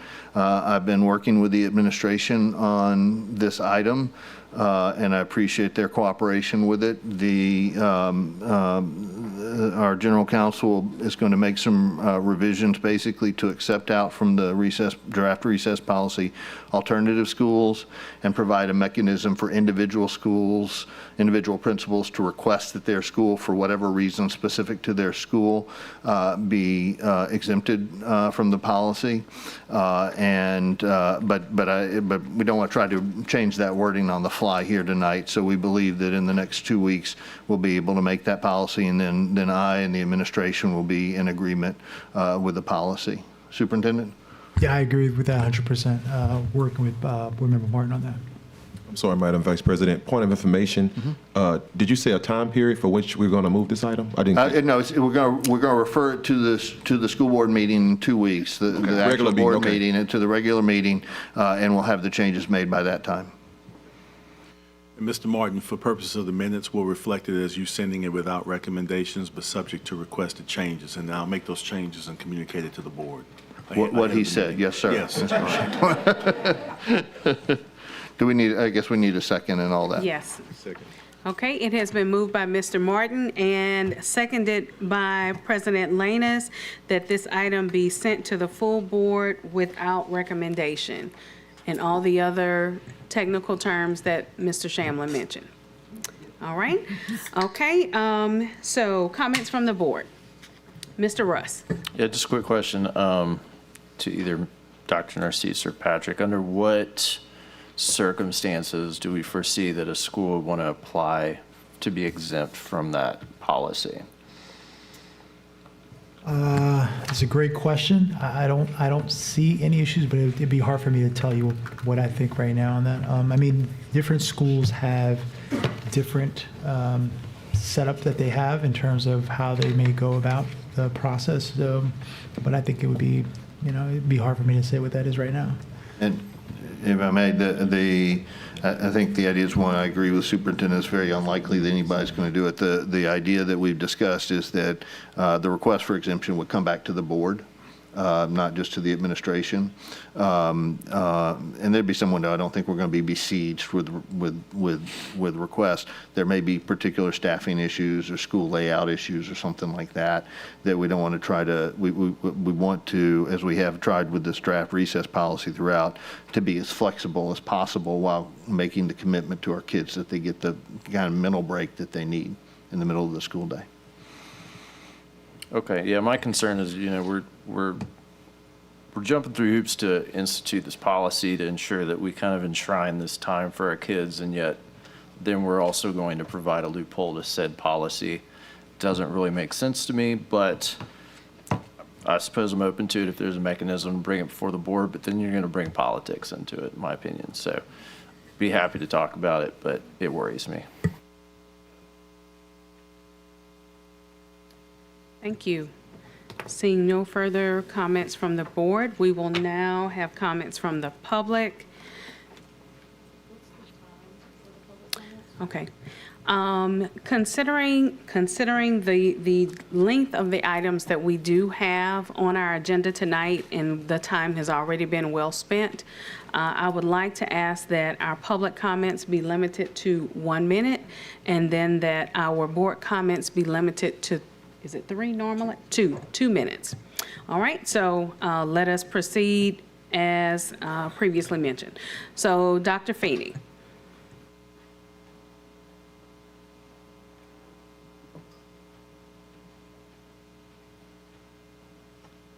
Thank you.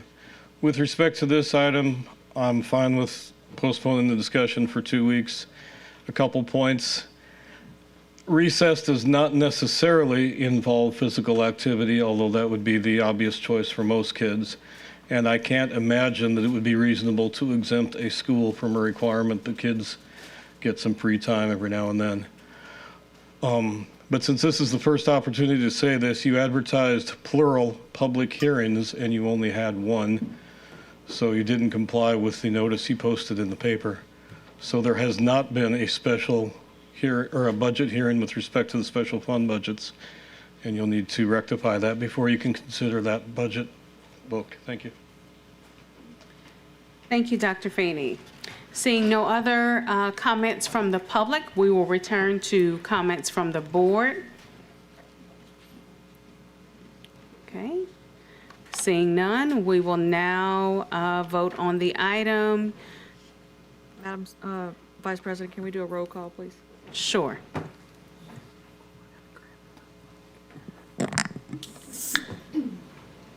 District 1, Mr. Blue? Yes. District 2, President Lannis? Yay. District 3, Vice President Powell? Yes.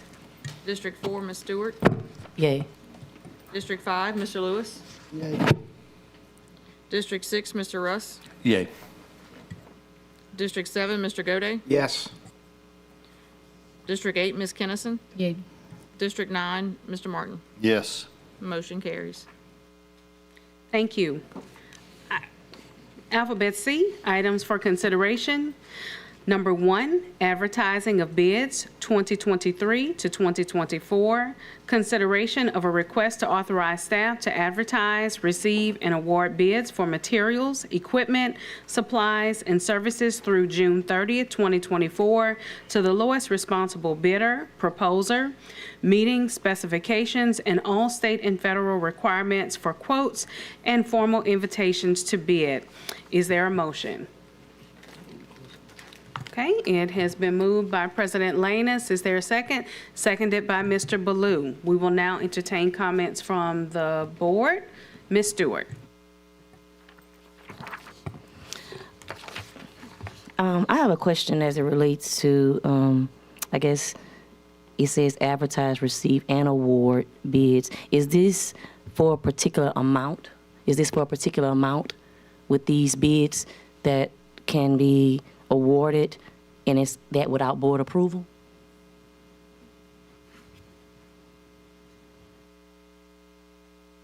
How you doing? Jordan Clements, Director of Procurement. No, it only pertains to items that will be approved in the annual budget and those programs that are readily approved. So if there's an item that's not a part of the approved budget, when it gets approved, we would need to come to the board to ask permission to bid, submit an RFP or those things. And then on the back end, we would make an award, but still come to the board for approval of the RFP committee selection. Who's a part of your team? Who's a part of that team as far as like the staff? It says the staff to advertise. Who is this staff? Purchasing department, so that would be my department to advertise. So you have a team of personnel in that department that conducts and facilitates all of this? Yes, ma'am. Okay. And you choose those persons solely with your staff in that department? Well, I'm responsible for submitting the advertisements. Are you talking about committees for projects? Is that what you're referring to? I'm talking about this item. Yeah, so RFP committees are comprised of different subject matter experts depending on the product. Okay. So we tend to have, we'll always have subject matter experts pertaining to that product, and someone who's going to oversee that contract is always a part of that team when we do RFPs and things of that nature. But yes, I'm responsible for advertising, lowest bidder. Okay. Those things. Yes, ma'am. And for marketing as well, like in regards, like when I guess something comes out, you're responsible for marketing for those persons to actually bid on these items, correct? Correct. Okay. Yes. And so, can you tell me how you do that? How is that? Yeah, sure. Yeah. appreciate you. So we determine that we have a need for a product. Mhm. We'll advertise in our official journal. Currently, it's the Advocate. Ah, okay. And we also post those documents on Bid Express. That's an online site where basically any vendor potentially in the nation and sometimes outside of the U.S. Okay. They have access to those documents where they can go out and they have companies that essentially they pay to get notified of bid notifications. And a lot of time with our products, there are things that we've previously submitted bids for or RFP'd. So we have a list of known vendors. Okay. And in those instances, we submit notification that we're going to be bidding. We let them know that it's going to be out there for them to pull those documents and submit a proposal. Okay. Are there instances where certain contracts are? Ms. Stewart. Oh, I'm sorry. Okay, so will you have I to got one hold- more question. Are there instances where bidding may not take place on certain projects, or that's my last question. Yeah, so in the instances of where we're procuring something, there are items on state contract are part of cooperative agreements. Louisiana law allows us to move forward with those purchases without going through the bid process. But the bid process has been done at the state level on those cooperative purchase agreement level. So it's been properly vetted and bid, and we're just approved to utilize those contracts. Thank you so much. You're very welcome. Thank you, Ms. Stewart. Okay, Ms. Kennison. Come back, please. Sorry. I'm assuming since this item is on the agenda, it's a change in procedure? No, this is done annually. Yeah. So we've been doing this the whole time, but Correct. one thing you said that I find interesting, so basically this is a blanket approval of anything that's put in the budget that we, right? Correct. Okay. Anything that's part of that's approved by through the budget, yes. Okay, so that would require a line item fine tooth comb if we, as a board, had any issue with any of the, Not necessarily, because if their purchase is tied to the program, some of these items might be materials and supplies, so you don't have specific line items. You have a line item for material and supply, but it may not be, I'm just using an example, pens, paper, those kind of things. So there is an item tied to it that would be paid for out of that funding source, but may not be as specific as I think what you're referring. okay. And you're saying we've been doing it this way for how long? I know my predecessor was here for 7 years, and he did it the entire time. I'm not sure if his predecessor did it that way. It is something, I spent some time in Iberville Parish that I worked with EBR to implement in Iberville as well. All right, thank you. Thank you. Thank you. Seeing no further comments from the board, we will now have comments from the public. Ms. Jackson, Ms. Fairley Jackson.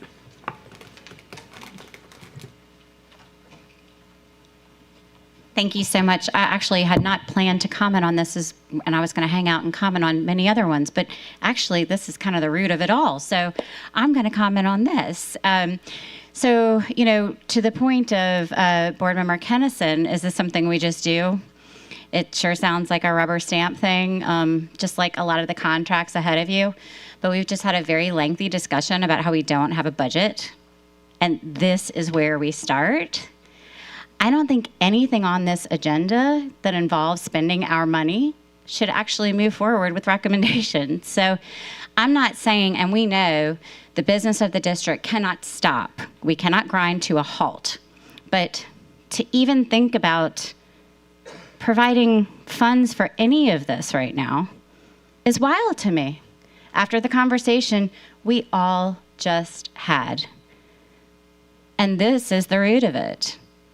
So I urge you to not move this forward with a recommendation, or actually basically spending any of our money on any item for the rest of the night. I hope you all have a great night. See ya. Thank you, Ms. Jackson. Okay, seeing no further comments from the public, we will now return to comments from the board. Mr. Gode. Thank you, Vice President Powell. I think there's a little bit of misunderstanding about what this item actually incurs. You know, we have food service, for instance, and they go out and get bids for how many cans of sweet peas they're going to need to provide lunch that day and that sort of other thing. Do we as a board really want all of that coming to us so we can sit there and approve, you know, who we're going to buy flour from and who we're going to buy milk from and who we're going to buy pens and papers from? This is standard operating supplies and standard things to feed our kids and do all those sorts of things. So this is not, and even things like gasoline for the buses and so on and so forth. So, you know, if we vote down an item like this, we'll never get any work done because we're going to be spending every meeting that we have to end at 9 o'clock going over contracts and going over bids to approve. So just be careful what you think this is because we could easily get swamped. Thank you. Thank you. Mr. Martin. Thank you, Vice President Powell. I agree with the general, tenor of Mr. Goday's comments. We have to have insurance. That's not an option to not have that. And so this is not some, extra service that we may or may not need or that we can debate whether we really should have it or not. We have to have insurance. So then the question becomes, do we authorize them to, the professionals on our staff, to run a competitive process as required by our policy and make the award, or do we require that we come back and have an official vote on who should get it after they've already identified who the low-cost responsible bidder is? And I don't personally want to inject my own opinion on who's the low-cost responsible bid and inject politics into that or anything else. So I think it's a good motion, and I support it. Thank you. Thank you. Mr. Shamlin? I'll be brief. Mr. Gaudet and Mr. Martin both covered it. This is a routine authorization that we do every year. What it helps us to do is streamline the process of what we bring to the board and what we don't bring to the board. Without this authorization, our meetings, we would never cover every item in the meeting. The number of purchases that staff makes during the year are numerous. Many of them routine, and many of them happening every year. So this actually helps us to streamline what we bring to the board, what we consider, what we approve, but also still provide some form for for our procurement director to actually manage his office without having to bring numerous items back to the board, if that makes sense. I just want to assure the board that this is routine and necessary. Thank you. Ms. Stewart? I appreciate that, Attorney Shamlin, because as has been mentioned, several of us are new, and so we're trying to understand this process and how it operates. And so, which goes back to my question. I do understand that it tries to help eliminate some things that we have to do, but is there a dollar amount for this in regards to what is, and that's what I wanted to know. Yeah, so I don't have that in front of me. Our procurement director can actually provide, he actually provided he has an excellent cheat sheet that actually breaks down what state law requirements are, what federal requirements are for procurement. I can share that with the board and also the public. We have that already. I use it routinely. He did a great job putting it together.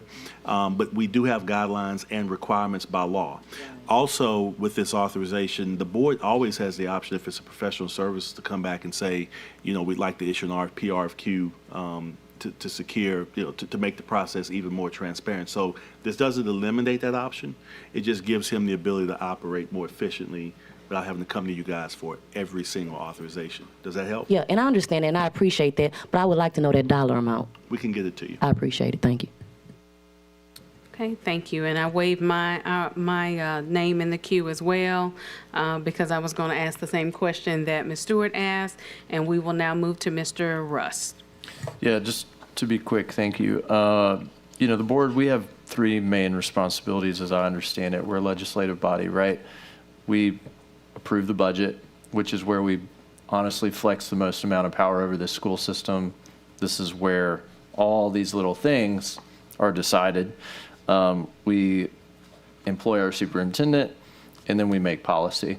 I do think that as a system and as a board, we have an opportunity for transparency. In other organizations, there are often, for instance, a finance committee that will deliver a regular report to a body that says, look, here was our last month's, revenue budget and projected versus actual. Here's a breakdown of all the professional services contractors that contracts that were under the limit that the board imposes, and on and on. So I think that if I'm kind of reading into the spirit of what's being asked here, when it comes down to transparency, I think as a board, we could produce some policy that could improve that without getting in the way of the business of running the district. Thanks. Thank you. Okay, seeing no further comments from the board, we will now entertain a vote.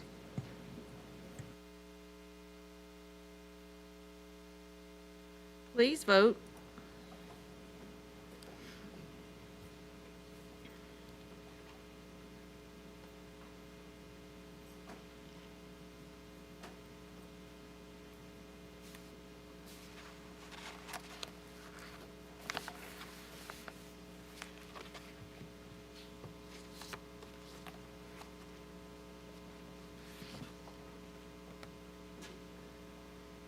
Refresh your screen.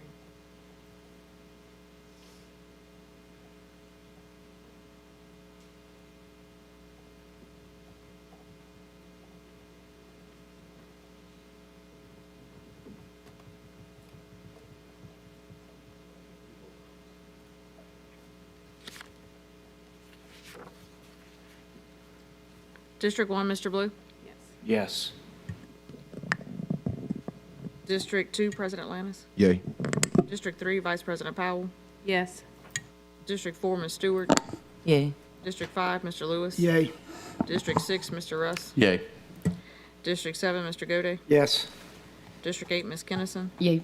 District 9, Mr. Martin? Yay. Motion carries. Thank you. Item 2, advertising in Official Journal 2023-2024, consideration of a request for the approval to select The Advocate as the official journal, newspaper advertising of the East Baton Rouge Parish School System for the fiscal year 2023-2024. Is there a motion? Okay, it has been moved by Mr. Ballou and seconded by Ms. Stewart. Okay, comments from the board? Okay, seeing none. Comments from the public? Seeing none, we're returning to comments from the board. Okay. We will now entertain a vote. Please vote.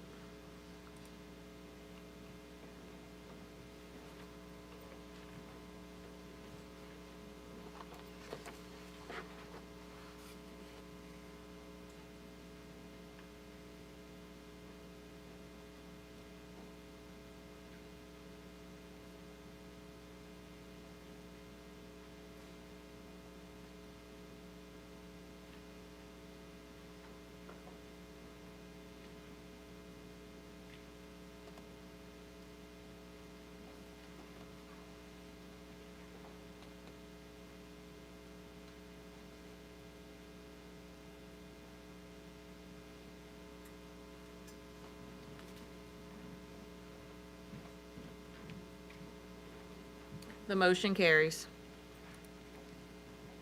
Thank you. Item 3, 2023-2024 Risk Management Program. Consideration of a request to approve the following risk management program recommendations.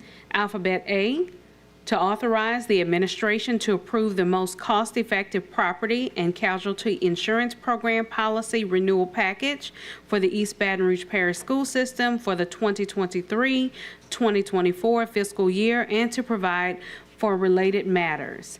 Alphabet B, to approve a resolution authorizing the board president and the superintendent to execute and sign all documents to reject uninsured motorist coverage in connection with the East Baton Rouge Parish School System's automobile liability coverage and its self-insured retention program for the 2023-2024 fiscal year.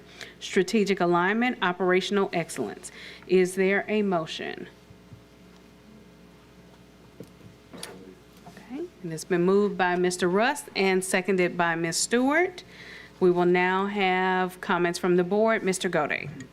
Yes, thank you, Vice President Powell. I would like to add a substitute motion or a friendly amendment if the maker and the second would agree. We spend over $4 million a year on insurance, and there are hefty commissions and things that go with that. And as far as I know, we have never had an independent third party come in and look at our coverages and are our coverages appropriate for what we do or anything like that. It's always been based upon the recommendations of the people providing us the insurance. Now, I'm in no way am I trying to say anything funny is going on. That's not what I'm trying to say at all. But I know that there are a couple of people around the country that specialize in educational facilities and can do independent third-party audits to come in and look at, here's what you got, here's what I think you ought to be getting, and here's your coverage.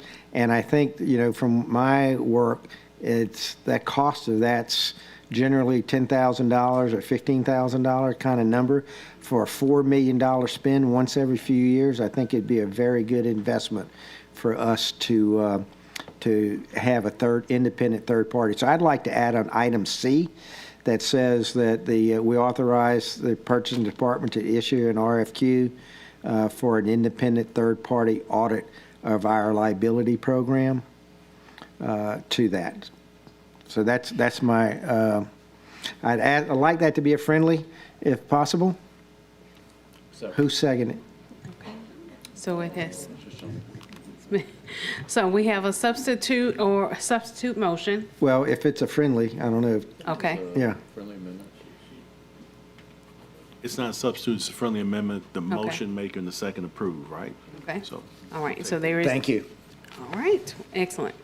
Okay, so thank you so much, Mr. Gode. Any additional comments from the board?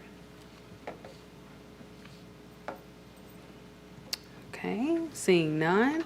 Comments from the public? Okay, Dr. Feeney. Thank you. This all seems perfectly reasonable, but I would suggest an unwritten fourth that when this happens, that you all be notified, preferably with something that's on board docs as to what the results of that RFP were. Wouldn't require much discussion, I wouldn't think, but it would just be nice. And I could have said this a couple items ago with the routine stuff. You know, if they award a contract, it would be somewhere, it'd be nice to see who we're buying pens from and how much and all that routine stuff. So there's a place for people to look it up and it doesn't take your time. Thank you. Thank you. Seeing no other public comments, returning to comments from the board.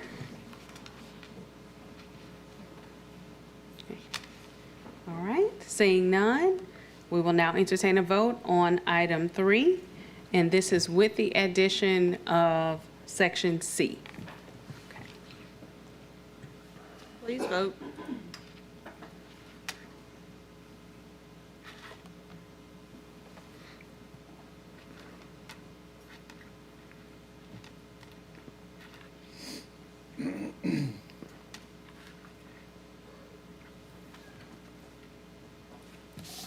The motion carries. Thank you. Item 4, I didn't notice. early childhood grade expansion. Consideration of a request for the approval of the following. Alphabet A, Crestworth and Westminster Micro Center expansion to serve infants to 2-year-olds. Alphabet B, open a micro center at Northeast Elementary School to serve infant to 3-year-old students. in partnership with high-performing licensed child care providers in the EBR Early Childhood Community Network. Is there a motion? Okay, it has been moved by Mr. Lewis and seconded by Mr. Gode. Comments from the board? Ms. Kennison. This item almost made it to the meeting last month, and I had a lot of questions for the superintendent last month. Can you give an explanation of the plan, aside from the backup? Do we have leaders ready to manage this program? What's the plan for paying for a new program? Do we have current employees that have experience and certifications with young ones? I'm seeing in the backup that certification's actually not required. I hesitate to add a new program when we can't figure out how to pay the teachers what we've promised them. While it looks good in our growth chart, when we spoke of it a couple months ago, 6 weeks ago, there seemed to be no plan whatsoever. I also am curious how it is we're charging tuition in a public system. So, a billion questions for you. Thank you for that question, Board Member Kennison. Ms. Griffin, could you answer Board Member Kennison and let her know the plan that we had for growth with Early Childhood Network? Thank you. Absolutely, and thank you for the questions. So I want to start with, can I start with just a little background information? No. Okay. I'm just kidding. Okay. Oh, God, I'm going to sit down and cry. Okay. Thank you so much. So I wanted to start just with a little background information because I understand your question. And so right here, right now in EBR, we have an issue. We don't have enough seats for the amount of students we have. So we know that there are about 29,000 children under age 5 in our parish. And we know about 16,000 of them are at risk under the age of 5. In 21-22, we only served about 5,500 at-risk students in publicly funded seats. So that means seats that have child care assistance program, if they are receiving grants from the state, if they are receiving grants from the federal government, those type of programs. Unfortunately, pre-K is not required. So birth to age 4 programs are not required, and therefore we don't receive the MFP funding. So every student that is enrolled in this type of program is receiving funding from different various grants that we write that all have their own deliverables. So I'll get to your tuition question in just a second. One of those grants that we write is the LA4 grant. And what the LA4 grant does, and it's one of our biggest grant providers for our pre-K 4 seats in our district. And what the LA4 grant does is provide seats for pre-K 4-year-olds who are eligible. When we look at eligibility, we're looking at you have to be at about 200% of the federal poverty limit to be able to be eligible. So whenever we get the applications for these students, we have to determine that they are economically eligible, but we also have to determine that they have an academic need, because without enough seats, we can't serve everyone, so we need to make sure we're serving the children who we have to the most. So the kids who qualify for that LA4 program have free seats in our district. So Ms. Griffin, can you just give context, because I know the board members are new, about the Early Childhood Network that was created with the state and the local, the mayor's office?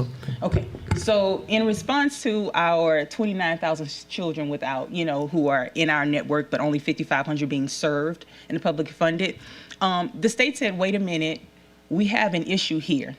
We have children who need education.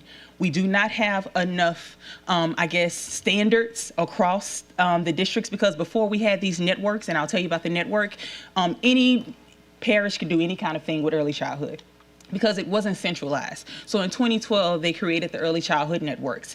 And what the networks decided to do was we had to make sure that we have standardized birth to 5 standards. So now if you are an infant to age 5 program and you are serving publicly funded children, you have to have a standard. The certification question that you had, every teacher, lead teacher, within 24 months of being hired in the network has to have what's called an early childhood ancillary certificate. So to teach early childhood, birth to age 3, you don't, and birth to age 4 really, if you're not in a school, you don't have to have a degree. But you do have to have some type of maybe a child development associates. You have to have an early childhood ancillary certificate. You do have to show, if you are a lead teacher, that you have some type of education process, an associate's degree in education, some type of diploma saying that you have had some type of educational attainment, but it does not have to be a bachelor's degree if they are birth to age 4 in a child care. In our school system, we require a bachelor's degree for a pre-K4, but it is not a required degree, but they do have to have some type of certification. So if I had simply an associate's degree and 0 experience with a baby, I could be hired? Well, technically, yes, but programmatically, child care providers want to see other experience. So there is nothing against if you came out and you have no experience, you can be hired, but there are professional programs, just like our teachers who come in with 0 years of experience, but they do have the education.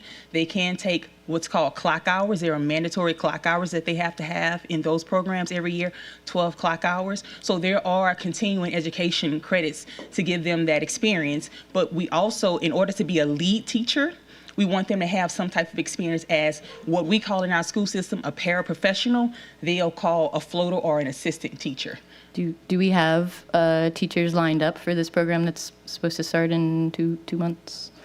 Yes, so we do not have teachers lined up because we wanted to make sure that we had the approval to start the program, but we have a child care provider. So the teachers of these programs will not be school system teachers. They will be teachers hired by the child care provider we enter into an MOU with.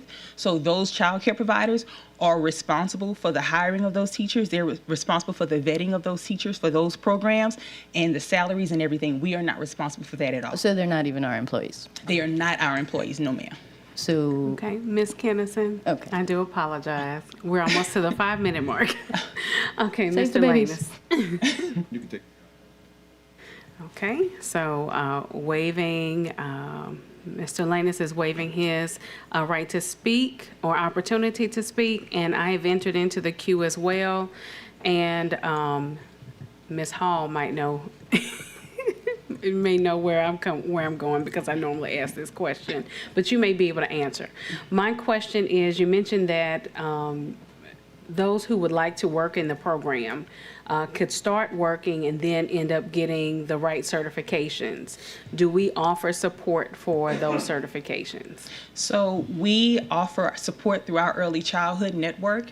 So our early childhood department, we have all become Pathways certified trainers. So Pathways is where the child care professionals would go through their professional development. So we are all Pathways providers. So we can provide those credits and the information that they need to continue to develop. Because child care is on a different time schedule, so we're out, they're in right now. They are open until 6 o'clock at times, and they are not always able, because they are clock hour workers, they're not always able to come and do a day session like we do. We offer evenings, we offer weekends, we do virtual, but we in our department are able and certified to give those credit hours. Thank you. So parents, if you're listening, you hear all of this excitement about where we're going with our early childhood and micro centers, correct? Yes. Thank you. All right, Mr. Gode. Yes, I just wanted to give her my 2 minutes to finish whatever she wanted to say, and particularly as it relates to literacy and the improvement of our childhood literacy scores. So I'll give you the rest of my time. Oh, thank you so much. I'm gonna try to talk fast. Okay, so what I wanted to really go into is the purpose of early childhood, right, is to make sure that we don't have to spend so much money when the kids get to 3rd grade and 4th grade trying to catch them up. So we know that there's a great investment into early childhood. In fact, there is a 13% greater return on investment if we invest in high quality early care and education and get those students in earlier than if we wait and try to catch them up. Also, we know that about 80% of brain development happens by the time the children turn 3. So by the time we're getting them in our school system, it's already too late. 90% of the brain development happens by the time they get to kindergarten. So if we want to really take advantage of those neural pathways while they're in development, then early childhood is the way to go. So when we talk about the investment, there is a chart, and I can share these slides with the board. I have this information with the board that can share that says the earlier we start, of course, the greater the investment. I want to talk about what we're doing here in EBR. So we have two expansion models. We have our diverse delivery model and we have our micro center model. In our diverse delivery model, we are serving about 1,000 children additional than last year.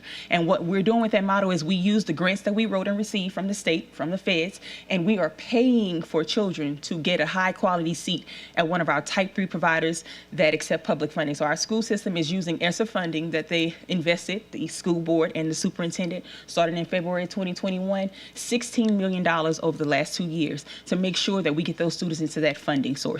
So that's diverse delivery. We have high quality providers. We pay the tuition to make sure that they are receiving those seats because we don't have enough seats in our system.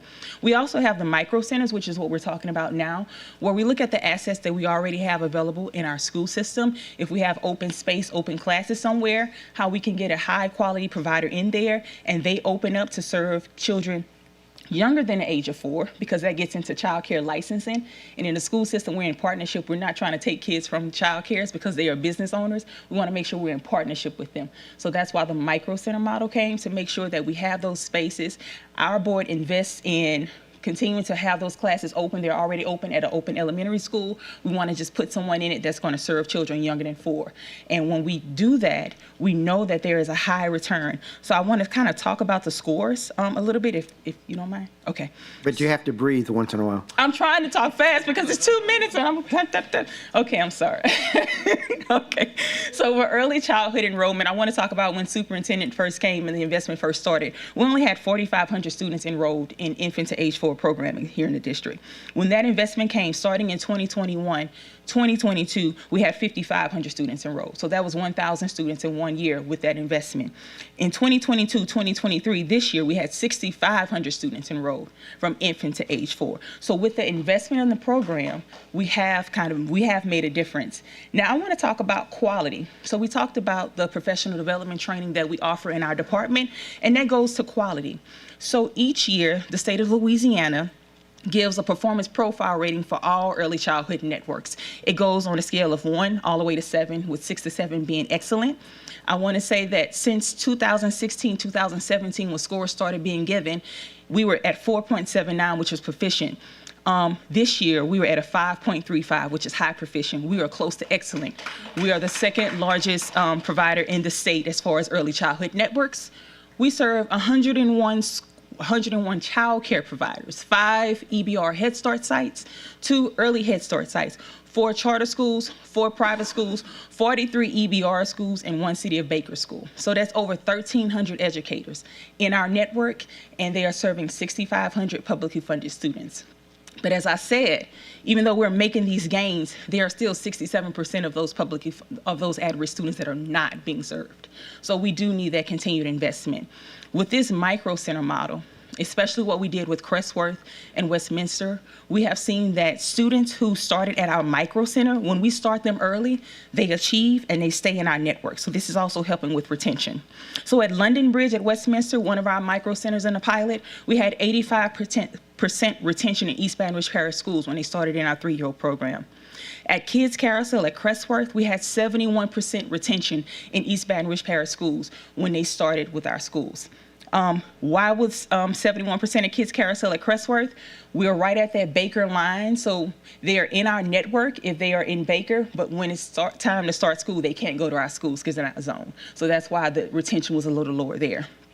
As far as other wins, London Bridge at Westminster, in the fall, the literacy rate was 37%, meeting and exceeding. In the spring, we were at 100%. In the fall, with math, we were at 16%, meeting and exceeding. In the spring, we were at 100%. At Kids Carousel at Crestworth, we were at 22%, meeting and exceeding literacy rates. At spring, we were at 90%, meeting and exceeding. And math, we were at 37% at Crestworth.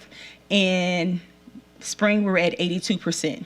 We also find in our data that children in our micro centers show significant gains in meeting their grade level expectations by the end of the year. And if they attended a micro center, when we looked at their pre-K entrance score for pre-K 4, they came in scoring at 18 to 20% higher on average than a student that did not attend our program. So the data is showing that it's working, and we hope to continue and expand that service. Thank you. All right. Mr. Russ. Please don't leave. Can you share your name and title again? Because we don't see you as often as some of the other staff. My team says I'm just in my office doing this. That's what they say, looking at the numbers and making sure it's doing right. My name is Dr. Lee Griffin, and I am Executive Director of Early Childhood for EBR Schools. I actually served as project manager since 2014 in the EBR Early Childhood Network. Thank you. So clearly you're very passionate about your work. And out of breath. And take a breath. And thank you, because my daughter benefited from pre-K programs in EBR and has really thrived. So thank you for that, as all children should. Wanted to get answers to a couple questions that I think Katie was trying to get to, and I wanted to make sure we heard. Absolutely. Is the funding mechanism for these 2 micro centers, or is it three? Is that the LA4 grant?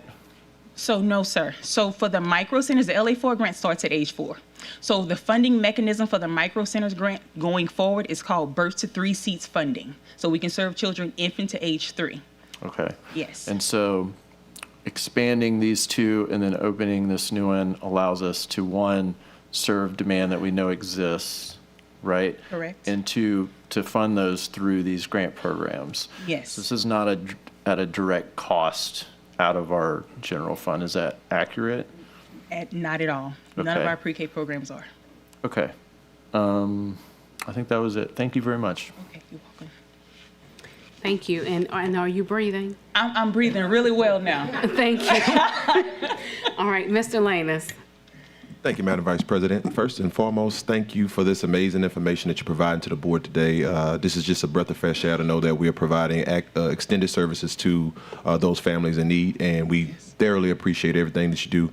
I just wanted to give some contextual history to where we got to and where we started from this, and I'll be really fast, talk really quick. Before Superintendent Cito Narcisse came on, sorry, Dr. Cito Narcisse came on, we were in a bit of a perplexing place, one of which where we didn't control early childhood inside of our city. A lot of that purview fell under the mayor's office, and it still does, because they receive the federal dollars for that. When he came on, part of what he talked about was a strategic alignment to get those students not only expanded back inside of our schools, but also to get them exposed early.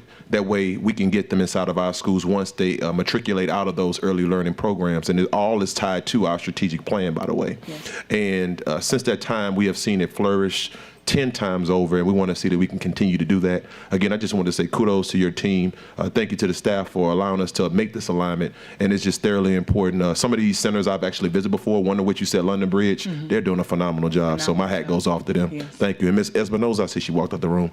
I was going to say, one of those schools actually is Northeast, so thank you again. Yes, thank you.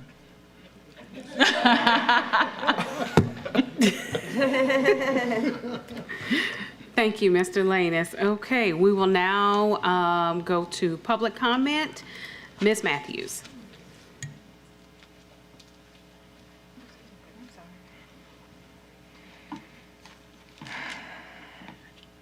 Why say 57 seconds? We only doing a minute. April, we're only doing a minute. Oh, okay. I loved pre-K. Both of my boys went through pre-K. I had to pay $350 a month for Michael because I was a teacher and I made too much. It was a sliding scale. William was free because of special ed. I appreciate Board Member Russ' comment. Though this year, nothing may be coming out of general fund. Next year, when there is no more ESSER, $8 million will be coming out of general fund. I greatly appreciate all. Where'd she go? She ran away after she caught her breath. I greatly appreciate all of her hard work and everything. However, don't want to be Debbie Downer with 11 seconds, but with all of the expansion and the fact that we have no money, $8 million is coming back next year. So expanding Didn't we just talk about the fact that we have no money? Okay, I ran out of time. We really only have 1 minute? Y'all know I don't like that. Thank you so much, Ms. Matthews. Dr. Fanning.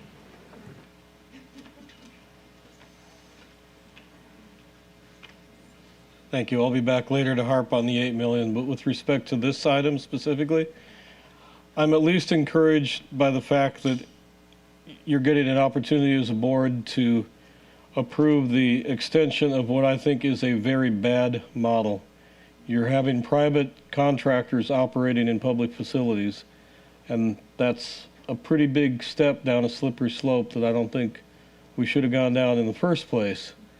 And I certainly don't think we should expand from 3-year-olds down to babies, nor do I think the administration has made a case for giving them a blank check to, in June, find somebody that's ready to operate a pre-K in a public building but privately owned for-profit at Northeast.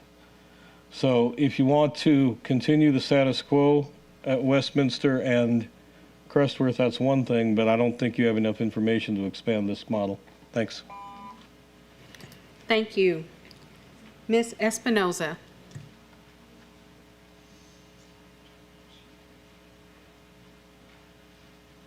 I'm actually in support of this one because, and I understand what they're saying, but if you look at pre-K and you think about the number of students that stay in Baton Rouge in the parish after they finish the program, Northeast is struggling with enrollment.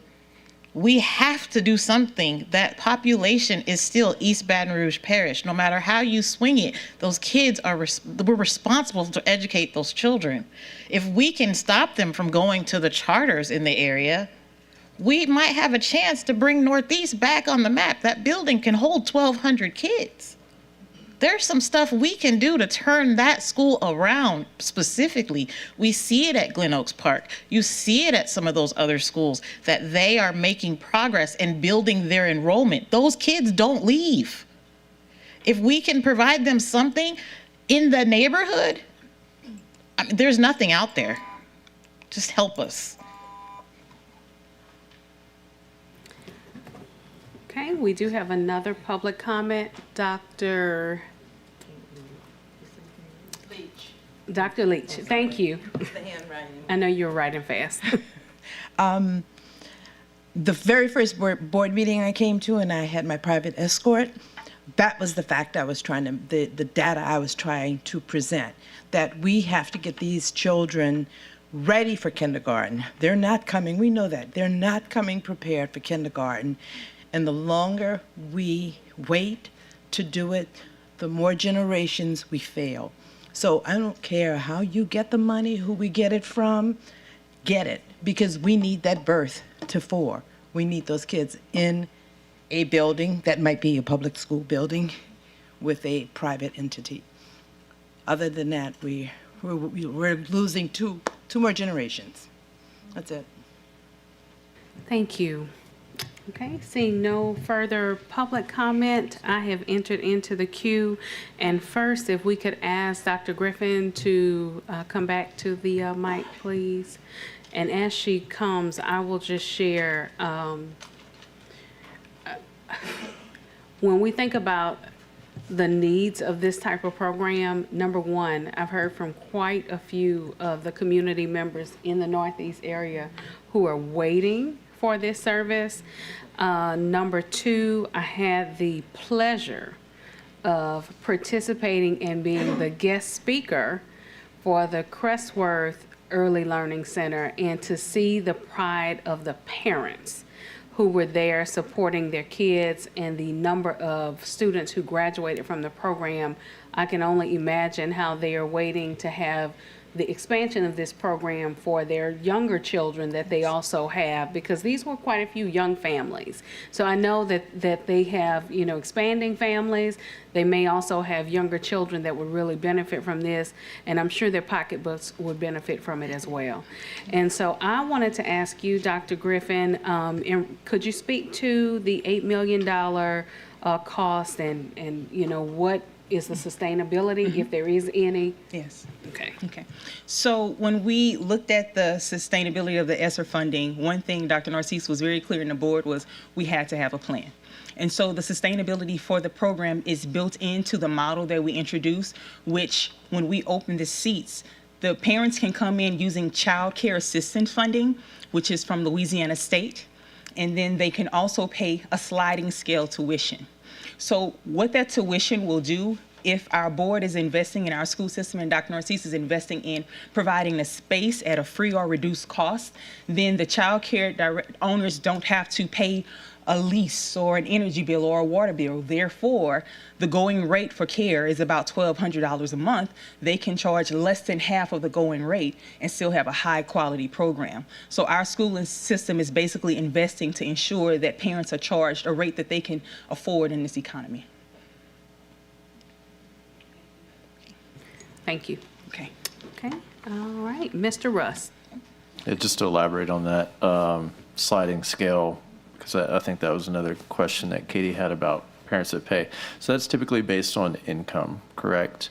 So if you're at a certain level of income, say, you know, I lived in that area and I made 6 figures a year or something, then you don't necessarily qualify for that grant program to have that Correct. paid for publicly, right? Correct.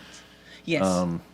So with the Birth to 3 Seats funding, we are going to do what we've been doing for the last couple years to make sure that we are giving the seats to the parents who really need it. And we are looking at, we have to look at pay schedules. We have to look at any income that's coming in and really determine if they are at the greatest need. We don't want people in there, like, I'm not going to try to put my child there because fortunately I'm able to afford care. We don't want to have parents who can afford it to come in at the risk of parents who can't. So that's why we look at that eligibility. And so we're only going to take the students in those programs who parents really need the service. And for the rest of the students, if they're not able to qualify for child care assistance program through the state of Louisiana, which is also income driven, then that's where that $500 is going to come in a month. And that is lower than any rate at any place. I mean, my son is 12, and I was paying $630 a month 12 years ago. So thank you for that information. I hope that answers some of your questions, Katie. I will say that I'm supportive of this item, especially opening this micro center in Northeast. I grew up basically on the edge between Zachary and Pride in the middle of nowhere. There is nothing there. We keep saying that, but I don't think people understand it's just woods, okay? There's like a gas station if you can drive, 6 miles. That's it. There's no daycare programs. There's people running out of their house maybe. That's where my kid brothers and sisters went. Somebody running out of their house. This is a really big value to that community, that people would have access to that. And I think, as has been demonstrated in results, it can lead to higher enrollment in kids in the district. So I'm in support of this. Thank you. Thank you. Ms. Kennison. Thank you for everything that you're educating us on. I really appreciate it. I can tell that you're passionate about what you do, and you're giving us some good information I didn't know before. All the statistics that you were talking about earlier, those are based on pre-K numbers, is that right? And not birth to 3. So the statistics that I gave you for children performance on literacy and math was based on GOLD, which is the mechanism by which the state determines how students are progressing at their grade level expectations and the benchmarks for their growth. Well, I mean, but we only currently have, 2 micro centers, right? Yes, ma'am. So those numbers are based on those 2 micro centers, or based on pre-K? Oh, those are just the micro center numbers. Those are just the micro center numbers, but I do have the numbers for all of our students who come into our pre-K programs. It's okay.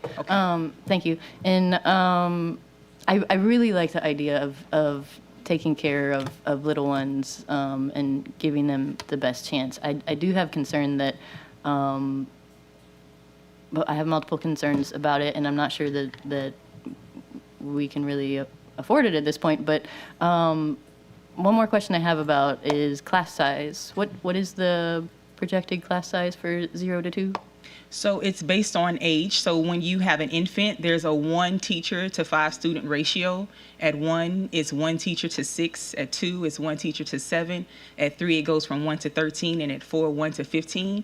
If you have a mixed age class like we're proposing, we have to use the ratio of the youngest student. So in the mixed age class, which will be 0 to 2, that's going to be a 1 to 15. 1 to 15. I mean, I'm sorry, 3 to 15, so 1 to 5, because we have to take the age of the youngest, which is infant. Okay. So it's going to be 3 teachers to 15 students, and with the pre-K 3 classroom, we can have 1 teacher to 13 students, and if we have more than 13 students, which we would like to have 20, we would have to have 2 teachers. Okay, and correct me if I'm wrong, but I feel like when I read in the backup about class sizes, those numbers were bigger. For pre-K 4, we have a higher. Speaking just of micro centers, just Okay. of birth to. Okay, yeah, so I think in the backup documentation, it was just talking about how many total we can have. So at Northeast, we said 35 students total, and I don't think I spoke specifically to the ratio, so I apologize for that. And so how many classrooms is that? That's 2 classrooms, 20 in one and 15 students in another. That's So we could perhaps have 21-year-olds in one classroom? no, the lower ages, mixed age, we can only have up to 15 students there. 15, okay. Yes, ma'am. All right, thank you. Yes, ma'am. Thank you. Mr. Lanus. Thank you, Madam Vice President. Be really quick. You're good to go, Doc. Okay. Go get your rest. Thank you. I appreciate it. This is more of a legal question, so I'm going to come to you, Counsel, because there was a question posed on the floor in the public during public comments about private providers being inside of our schools. We just want to know, are we on the legal side in terms of private providers being inside of schools? And could you please explain to the board as well as to the public? Yeah, that's correct. I'm not sure exactly what the concern is, but if the board authorizes, we have a number of partnerships with private entities and agencies to deliver services. This is that, and so there's nothing illegal about that if the board authorizes it. Thank you. I appreciate it. Okay, thank you. All right, seeing no further, okay, there is another comment from the board. Mr. Martin. Thank you. Yeah, Mr. Shamlin, following up on that, I think the only question I have is how do we select these providers? And you may not be the right person to answer it. How do we select these providers, and how do we guard against somebody, coming in and saying that we showed favoritism in the selection of providers? They would have done a better job or cheaper or what have you. I am very sorry to make you get up here and talk some more. That is okay. No, I appreciate the question. So Louisiana State provides policy that we have to have what's called a coordinated funding request. We have to deliver this request in the fall, and we have to request all grant seats and I think by January, we have to request it with our Title I department. Even though they are not in our school system, we have to request all publicly funded seats. And so therefore, when we do that, we have an application that asks if they are interested in the possibility of being a micro center partner, if they want to have any other grant funded seats. We're just asking that. And then once we put in an application, we have a blind score rubric. So some of the things that we look at on this rubric, and it's a very analytic rubric, is their performance scores. We're looking at how they've been performing, if they're submitting documentation on time. First, can they prove demand? Can they give us an advertising plan, a marketing plan that they can recruit the seats? Then they have to show that they're able to financially sustain, because we do a reimbursement grant. They have to prove that the kids come at least 74% of the time before we reimburse for any seats. So these are the stringent requirements that we have to make sure that they go through. And then once we do that rubric, we come out with a provider. And thank you very much. It's a very helpful answer. And these are not mega corporations coming in here to make a massive profit off of the backs of our 3-year-olds, correct? No, sir. Type 3 child care providers. And those are tend to be local businesses Yes, sir. run by local people who are making a profit perhaps, but not retiring to a resort somewhere. They're not going to Aruba. No, definitely not. Thank you very much for You're everything. welcome. Thank you. All right, any further comments from the board? All right. Seeing none, we will entertain a vote. Please vote.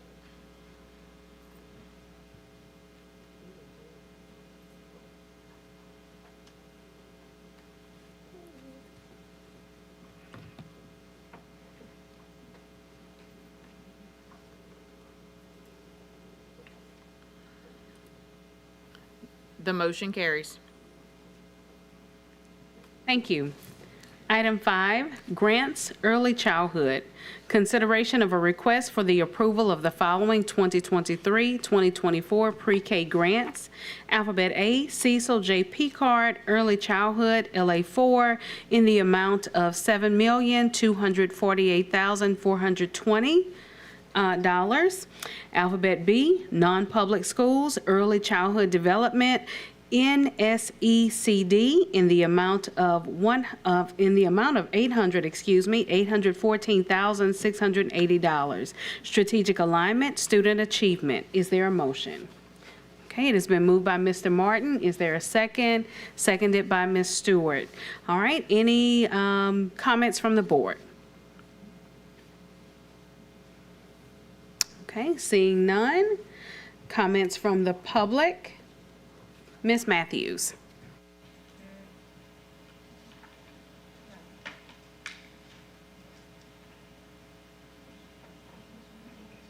Okay. Sorry about that. I still have you down. Okay. There is one comment. Dr. Feeney.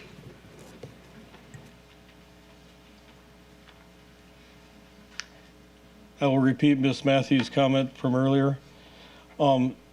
Using one-time money for an ongoing expense was a bad idea. So, take this money, fine. But be ready when the administration comes back and asks you to rubber stamp how they spend it. And I'll express one concern. One of these pots has been used historically to fund a 4-year-old program at Impact Charter School in Baker.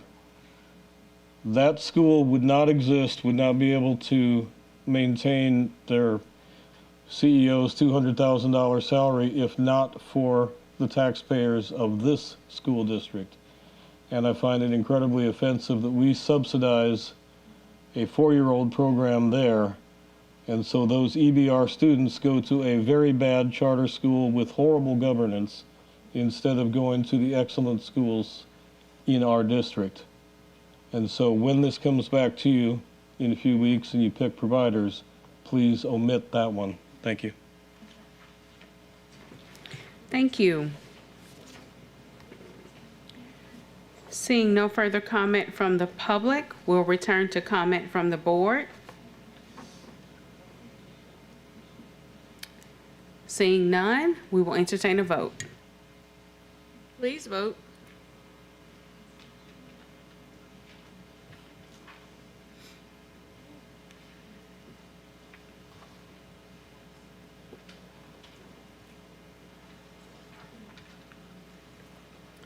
The motion carries.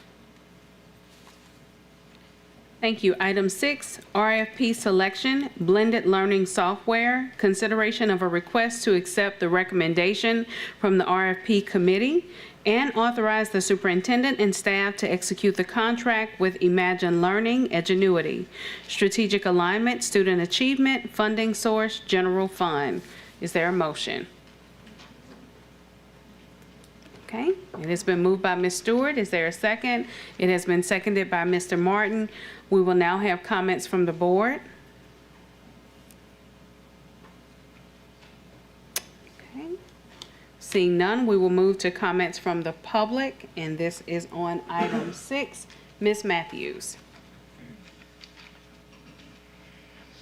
This comment is kind of mostly for Mr. Shamlin. Since we are getting rid of proximity for learning, Mr. Shamlin, can the contract for this be edited to, in the case of a teacher shortage, can it mandate a certain percentage of the live teaching hours on the other side of the camera? So unlike the situations where a kid has a choice to use the service, not all kids can learn from watching a video and taking a quiz. So for example, William this year, for a vast majority of the time, didn't have a biology teacher. He had to use proximity for learning. And there was a live teacher, a lot of the time. And he was able to, he hated it, but he was able to do that. With Edgenuity, watching a recording, taking the quiz, in summer school, when they are doing it on their own because they choose to do learned credit, or first-time credit because that's their choice. That's great. But for the kids who we have a teacher shortage and they just don't have it, can we put that in the contract?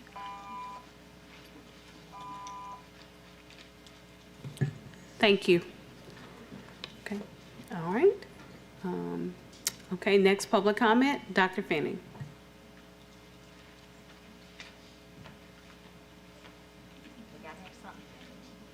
Please defer this. You don't have a general fund budget, and the backup is so incredibly vague, there is no way for you to tell what the administration proposes to spend $360,000 to do.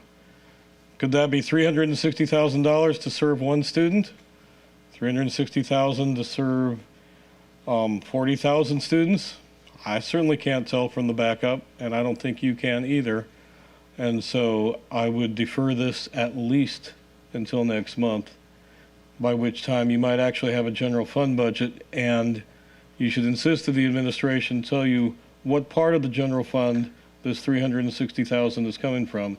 Is that $360,000 out of the $540,000 that's proposed for all professional services for regular education? If so, how are you going to buy anything else? Thank you. Thank you. Seeing no other public comments, we will now return to comments from the board. Mr. Lanus. Thank you, Madam Vice President. It's actually quite funny because Dr. Finney actually raised a concern that I actually had. Not so much a concern, but it is worth asking the question because we know that a lot of these professional service contracts are going to be aligned to the new budget, and because we have not approved or passed that budget yet, I'm going to defer to council and ask if we approve this, what position does this put us in, understanding that we have not approved a budget yet? Yeah, so the board historically in the past has done this. You approve an item, and essentially the item is conditioned upon the budget being approved by the board. And so this item goes forward, staff can plan and begin to think about implementation, but until the budget's approved, we'd have to wait for budget approval to move forward fully, if that makes sense. Yes, sir. Now, if there's no budget approved, just to give you some additional information, by the 1st of July, state law authorizes us to operate on one half of the previously approved budget. So staff can move forward with some implementation, but for a full budget would still have to be approved by the board. And so you'd be limited in what you can do in terms of spending based upon what's authorized. So that's July 1st, new fiscal year? Yes. Okay. Just want to make sure. Okay, thank you. Okay, thank you. And Mr. Martin. Thank you. I'd like to ask staff to answer Dr. Finney's question regarding how many students have used this service or expected to use this service, so we can have an idea of what we're paying and make sure we don't wind up in a situation like where we had the online courses that we weren't using very much. Mr. Brickhouse?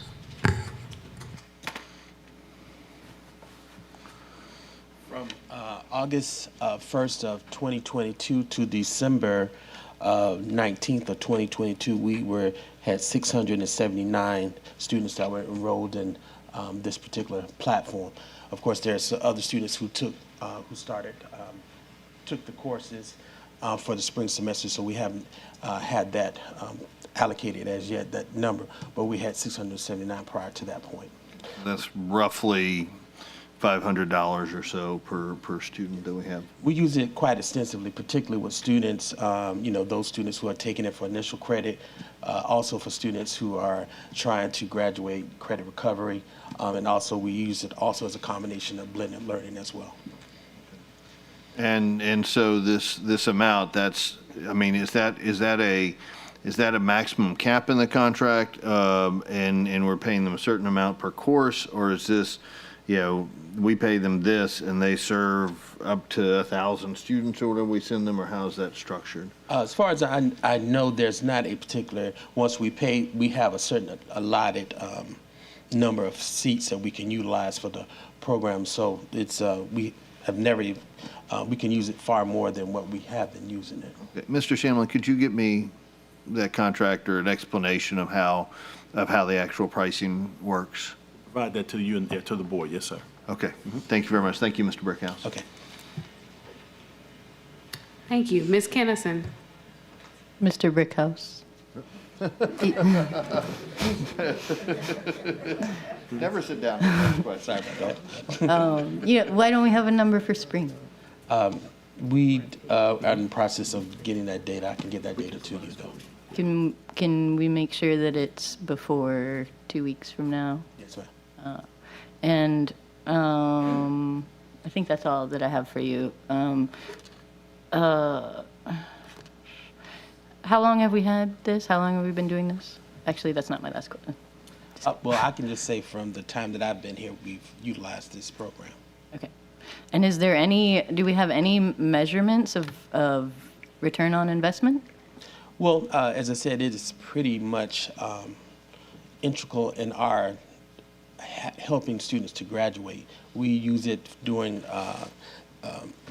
Back on Track. They use it. We also use it in school when, for example, if students are seniors or they have a full course load and they need to take another class to graduate, this will be the platform that they would use to take that particular credit in order to graduate so that they could work on it on their own time. So we use it in a variety of ways. It's kind of multidimensional in terms of how we use it in order for us to get as many students to be able to get through particular courses at certain times throughout the school year. And it's, from what I understand and what Miss Matthews said, it's all just recordings and quizzes, is that right? But it can be used in a variety of ways. You can use it as a recording. It can also be used as blended learning, meaning that you have a teacher and the teacher uses portions of it in their coursework. And, okay. Okay, thank you. I have just kind of a blanket issue with online learning, I suppose. So I'll let that speak for many more items to come. Thank you. Okay, thank you. Mr. Brickhouse, you can stay. I'm next in the queue, and I think I can kind of answer part of your question, Katie. Well, Ms. Kennison. One of the things that I thought about was I've used Edgenuity during the summer as a summer school teacher. Yes. That allows you to be able to print out certain documents that you can use to support learning for students during the summer, as well as allowing self-paced videos, self-paced lessons, Yes. and those kinds of things as well. So it is something that we've used for several years, not only in EBR, but a lot of the surrounding districts as well. My question is, with what we've talked about with us transitioning into the next budget, is there a deadline for us to negotiate or to execute this particular contract? Like, have they given us a due date to be able to say that we need to pay for the services for Edgenuity? You know, like, is there a summer deadline or something like that? To my knowledge, there's no particular deadline. I do know that. Who's that? Oh, yeah, go ahead.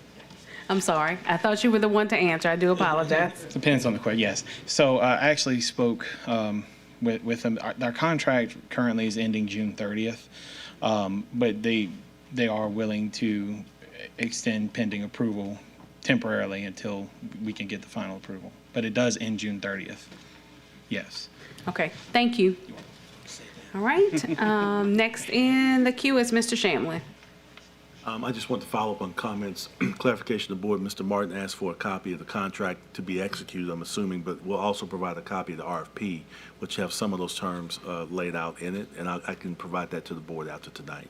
Just want to clarify that. Thank you. If you could give me, like, when you send it, like a one paragraph summary that says this is, like, there's a cap on how many they've provided, or we pay X dollars per course that's actually taken or whatever, so that I don't have to read through the whole. I mean, I will probably, but still, if you can give us a summary, I'd appreciate it. Will do. Yes, sir. Thank you. Mr. Gode.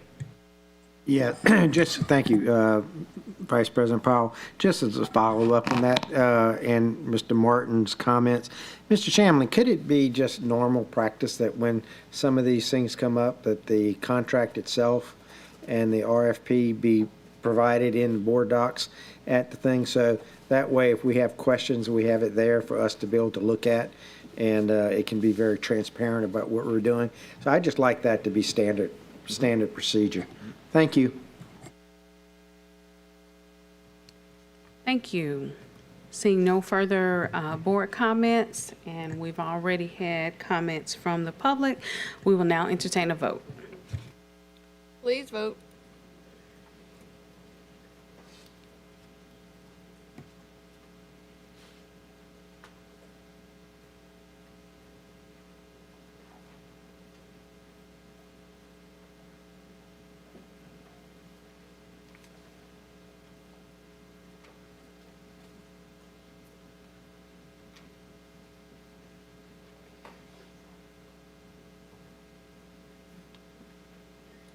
The motion carries. Thank you. Item 7, professional services contract, Achieve 3000. Consideration of a request for the approval of the professional services contracts between the East Baton Rouge Parish School Board and Achieve 3000 in the amount of $1,391,090 to provide a literacy web-based supplemental program and professional development, strategic alignment, student achievement, funding source, ESSA 3, Action 2. Is there a motion? Okay, it has been moved by Ms. Stewart. Is there a second? It has been seconded by Mr. Gode. Comments from the board? Mr. Lewis. What I'd like to do is have this item move forward without recommendation until we can, and I know last spring we were here and there was a lot of talk and discussion about all the good things that we got from Achieve 3000. I'd like to see some of that data for this year. Much along the same lines as the question President Lannis asked, we don't have a budget yet. And I'd really like to see some data because we know literacy is really a big deal. So I'd like to see some data, and hopefully in 2 weeks, I feel like we could have that data and we could move forward. So he's either making a substitute motion or a friendly It can be a friendly. Yeah, okay. It can be a friendly. I just want to see the data. We don't have a budget, and that's all we've been talking about for the last couple of weeks around here was not having money. And I don't want to give the impression that, we're behaving like we have a blank checkbook. I want to make sure that we're spending the money that's going to impact the children the best. We get the best bang for our bucks. Motion is to send the item without recommendation and request data to support. Yes, is that the way to word it? Yes, sir. Thank you. Because, like it's been stated several times tonight, we're new. Huh? We were new January the 10th. Thank you, Mr. Lewis. Okay, Mr. Martin. Thank you. I think that's a great idea. Thank you, Coach, for that. I would like to encourage, as you prepare for the presentation on this, that staff include the answers to some of the same kind of questions we were asking about the last item. How many students is this going to serve? Is it priced on a cost per student? Or are we paying a flat 1.3 million and we got 5 students we're paying 1.3 million and we got 5,000 students we're paying 1.3 million? So I think those kind of business term questions are very important for us to consider. So please include that. Thank you. Thank you. Okay. Seeing no other comments from Mr. Russ. Yeah, I just want to comment on that note. There is, I'll point out, some good summary conclusions in the attached memo that I want to encourage my fellow board members to make sure you read about the use of this platform. As I understand it, the way that it works, and correct me if I'm wrong, anybody that's smarter than me, which there's a lot in the room, that this allows young readers to, in connection with things like dibbles, to identify places where they're in need of remediation or improvement or support. And in real time, as they use this platform, it will identify those areas and react accordingly so that they can proceed and work on problem areas in ELA. Is that correct? Is this program? I'm That's thinking? correct. I want to make sure we get clear, our Chief of Yeah. Literacy, Ms. White. I have with me a representative from Achieve 3000, and she's going to review some of that information that you want to have answered. Good afternoon, everybody. Good evening now. So to your question, the way that Achieve 3000 works, it's a digital learning software, and the students take a pretest in the beginning, and based on how they score, it's going to move them. It's semi-adaptive. So based on how they're answering those multiple choice questions, it's going to move them up and down in the platform. We get a baseline score in the beginning of their Lexile, which is just a measure of their reading level. And then as they grow through the program, it's going to increase them in difficulty as they go along. Thank you. So the advantage a program that I believe like this has is filling in where we don't have one-on-one pupil support to help readers progress. And I do believe this is a great implementation of technology in helping our readers learn. In fact, my kids have benefited from it, so I'm a little biased. But I think it's a smart program to keep, especially as I've seen some of the early literacy gains from some of our schools in elementary this year. I think the implementation of this tool has supported that. So I still would love to see information in a presentation, but I think this is a smart move to continue this. Thank you. Absolutely. Thank you. Okay, I have entered the queue as well. And I will say, just to speak to Achieve 3000, I've seen the benefits of it as well, especially in middle school classrooms, as far as intervention is concerned and providing that additional support. My question to our administration and our school personnel would be to make sure that it is implemented with fidelity. A lot of times, or not a lot of times, sometimes you'll see that we don't want to see Achieve 3000 used as a babysitter for kids, but as a supportive program. So that's just something that we would have to engage in assessment and evaluation and make sure that we're observing to make sure that teachers are using this with fidelity as intervention for kids. My other question will probably go to the same gentleman who spoke to us about procurement earlier, and that is, well, and you may know, since you're here from Achieve 3000, is there a timeline once again, or a due date of when our contract expires and when we would need to start another one? I believe this contract expires on the 30th. Is that correct? Yes. And just a couple of things to what you said earlier. It's not just an intervention. I want to make sure I say that as well. We're using it to support, and because of what we've done here in East Baton Rouge Parish, the alignments that we created between your Tier 1 and what we use as a supplement, now it's going to be embedded right in Achieve. So when teachers open up, it takes that work right out of that. They don't have to click on lesson plans and all of that other stuff we did this year. So within English, social studies, and science, we've already looked up the articles and everything for them. So I just want to add that as a nugget. Good evening. Students will also have access, although the contract ends June 30th through August 1st. We want them to have access during the summer as well. Okay, so we have a window of time, is that what you're saying? Yes. Okay, all right, thank you. Mr. Godey. Yes, thank you, Vice President Powell. In the backup memo, I just wanted to make sure everyone realized for the licensed seats, it's a little bit over $50 a seat, and they're just shy of 23,000 seats that are included. So that's the number of people who are included in this contract. So I guess it's kind of everybody 8th grade and below. I'm not sure where. Grade. Pre-K through 12. Well, we got 23,000 seats included in this contract. And then the other big portion of this is professional learning.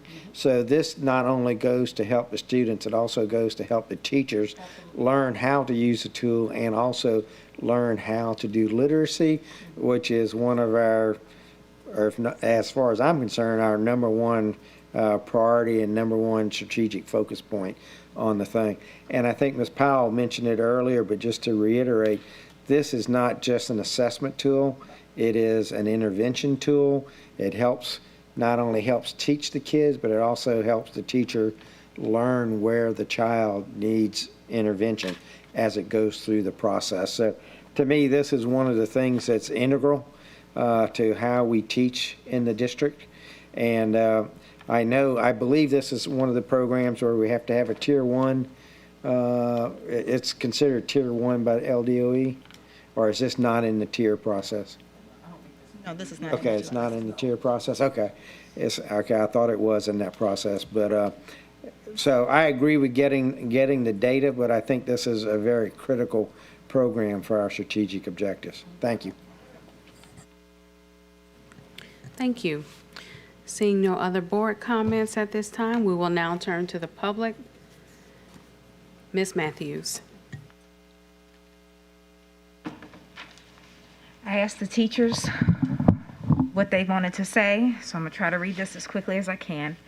Every K-5 student should be using Lexia for reading intervention. I prefer Newsela to Achieve. It has better articles across curriculum and does the same thing with regards to changing the vocab and the articles based on the student's lexile level. I don't hate it, but the kids definitely do.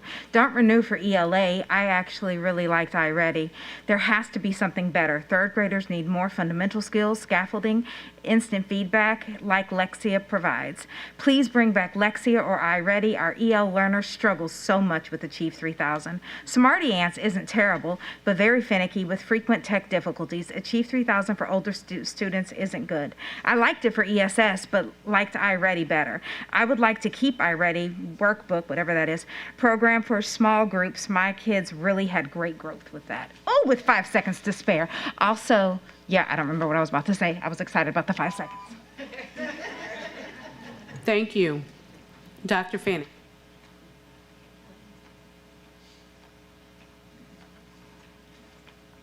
Deferring for 2 weeks is better than sending this to the consent agenda, but I don't think it's enough time.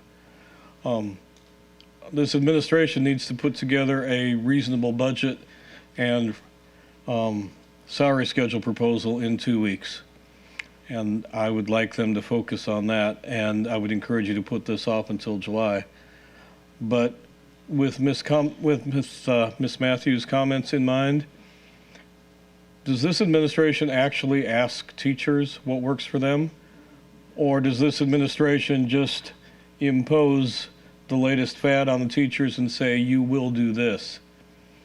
And one last thing, you don't have an ESSER budget, you shouldn't be spending it yet. Thank you. Thank you.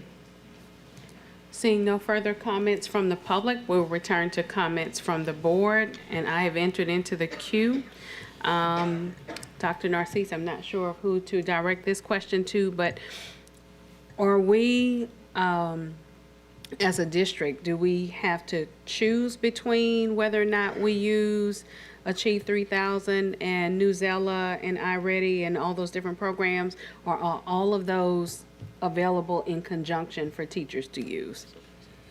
Yeah, so some schools use additional program, but the ones that we progress monitor are the Dibbles, Gold, ANET, ELA, and Math, Achieve 3000, and Dreambox. So those are our benchmarks. But we tell schools they have the latitude to do anything additional if they like to add it on their own. But for us, those are the ones that we use, and we've done that based on our when we were setting up our strategic plan with our KPIs, and that's how we monitor progress for each of the schools. Were teachers allowed to be a part of that process? Yeah, what we ended up doing was we in our teacher advisory groups that we have, where you have two teachers from whether elementary, middle, high, we asked them about programs, which program worked when we started that process. And in our feedback, what we heard was at that time, and also that was when I transitioned into the school district, that multiple schools were using different sets of assessments. And so there wasn't enough consistency for professional development for conversations around PD. And so that's how we took some of that set of data. And I do believe Dr. Robinson's here. We did, I just want to make sure I'm correct. We did allow some folks to pilot a little bit. Is that correct? Any of these programs before we implemented? I think because that was the first year that we were here. I know we did the teacher advisory one. I don't recall for question.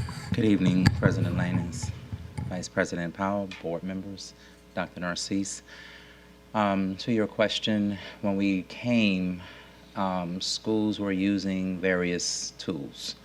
I don't remember the exact name of the one, but they were using it in some schools for certain students, but it was not consistent across the entire district. When we came, we spoke with Achieve 3000 and Dreambox for math. Achieve was for the ELA. So I'd have to go back and check what our process was, but that was actually when we just walked into the school system. We also, I mean, we had a transition report that we did, so there was a whole process that we went through. And I'm sorry, and I just want to bring up again, I think the number one thing we remember from the feedback was teachers said there was too many different type of programs, and so it was very challenging for consistency across the system, not only vertically, but also horizontally as they would go up the grades.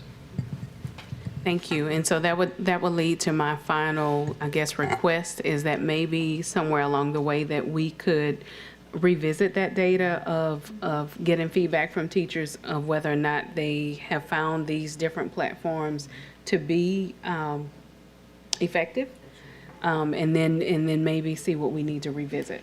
So, Yes. Vice President Powell, you will hear from various teachers their opinions and thoughts around Achieve 3000, any of the platforms. What has been discovered is that the time, it's in terms of the time. So what I think that we discussed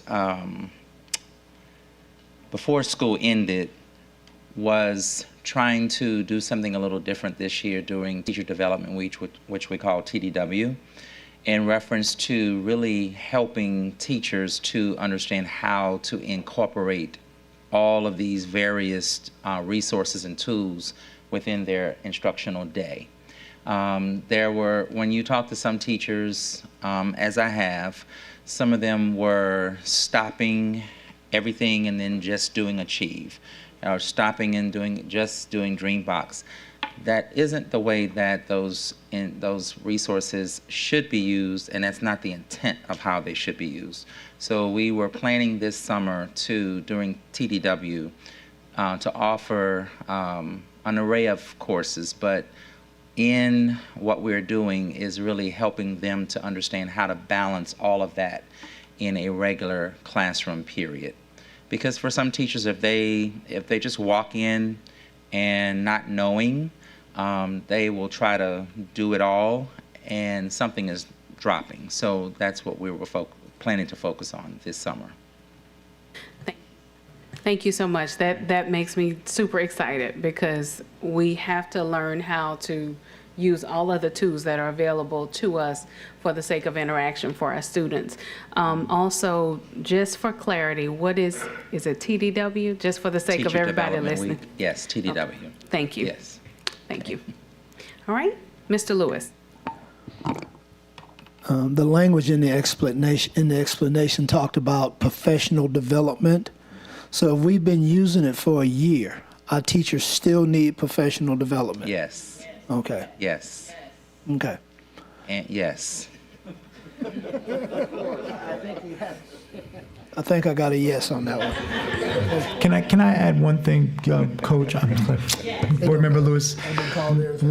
One of the biggest things that was a challenge that when we got teacher feedback, and as the transition folks, when we walked into the district, their biggest concern was changes and those things. And none of the programs that we had, because they had so many different type of programs, there was consistency of a program to use over time.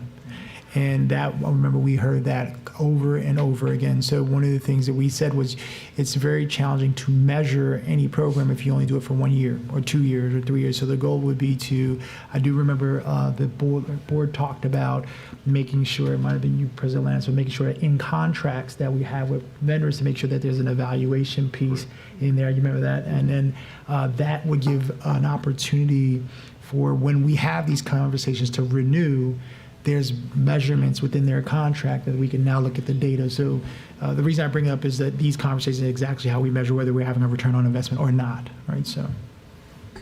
Thank you. Also, you know, I worked with teachers for a long time, and when they get comfortable doing something, they really don't like change. Some of them do and some of them don't. So I'm sure some of that feedback was based on, this is what I'm comfortable doing. So I like this, I like that. I don't really want to go with Achieve 3000.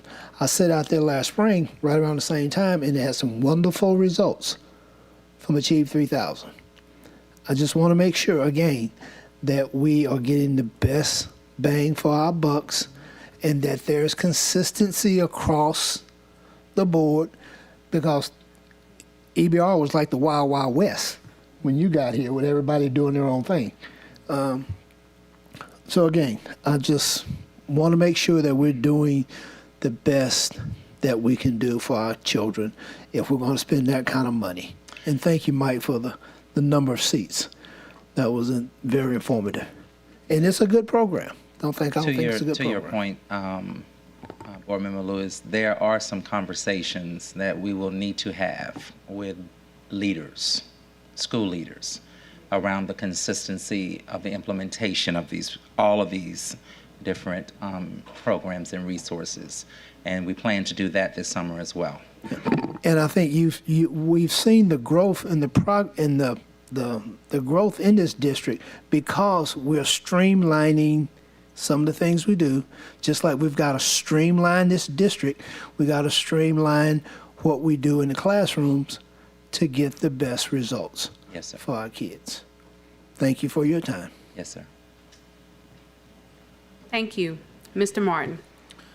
Thank you, Vice President Powell. First, I'll note that we're spending an awful lot of time talking about an item that we're going to talk about again 2 weeks from now. So I'll encourage all of us to remember this conversation well, so we don't all have to say the same thing again next week. That said, I'm going to talk a little bit more about it. No, first, I'd like to applaud the administration. I think the reforms made in bringing consistency on this are very, very important. There are always growing pains with change. But I applaud that we've taken the step to provide this resource to our families, and our teachers and our students to do that. I think, Superintendent, your point that it takes some time to evaluate how these are working out are good. We need to make sure that we have an ongoing monitoring and feedback process so that 2 years in or something like that, we can, whenever the right time is, we can assess it and see, is this the right one to stick with? We picked one in a hurry, because we needed to do something. Now we've got some breathing room to think about that. So I just encourage us to do that. And then the last issue is in terms of the presentation that we get in 2 weeks. I'm curious if we have any performance metrics in the existing contract. Either on student outcomes or student adoption. I know at my daughter's school, they use Lexia for a similar purpose.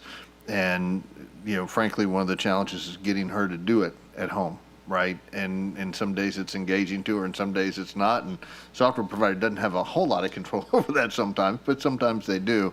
So I'd be curious to see what our metrics are for this. So, Board Member Martin, so that I think that's where we need support, even if there's an upgrade to that, even a policy, even where we are able to build those things into these contracts. I think the board should think about that because then that shows in terms of execution and return on investment. So when we go out to execute and require schools to follow up on that, we can say, hey, this is a part of the policy of the board for that. I appreciate that, Superintendent. I think that across the board in all of our contracts, whether it's in the HES facilities management contract, these sort of contracts, we really have to build data and feedback and metrics into the contract from day one, so that we can better evaluate ultimately whether it's successful and worthy of our resources or not. So I appreciate that and encourage you to start looking at that in every contract that we do. Thank you. Mr. Gode. Yeah, thank you. Just one thing I wanted to make sure we didn't overlook as we think about consistency and standards. We have many of our schools I say many, I think it's many, I haven't seen data in the last year or so, that at the end of the school year, less than half of the students that began the school year are still in that school at the end of the school year. They've transferred to another school. We have a very transient population. So if we have a district where a kid's going to one school where they're using one program, and then later on in the year they move to another school where they're using a different program, you get into all of these things of where does that kid get lost. So I recognize that there's no one program that's going to be perfect, but I think there are some advantages to having a standardization. And I want to make sure you didn't miss the point that Dr. Narcisse was trying to make a second ago. The performance metrics in the contract not only apply to the software provider or the service provider, but as Mr. Robinson said, it also applies to, are we using it with fidelity? I'll use Ms. Powell's word that she likes. Are we using it with fidelity? Because if you haven't achieved 3,000, that a principal doesn't support its use or something like that, you're not going to get the results.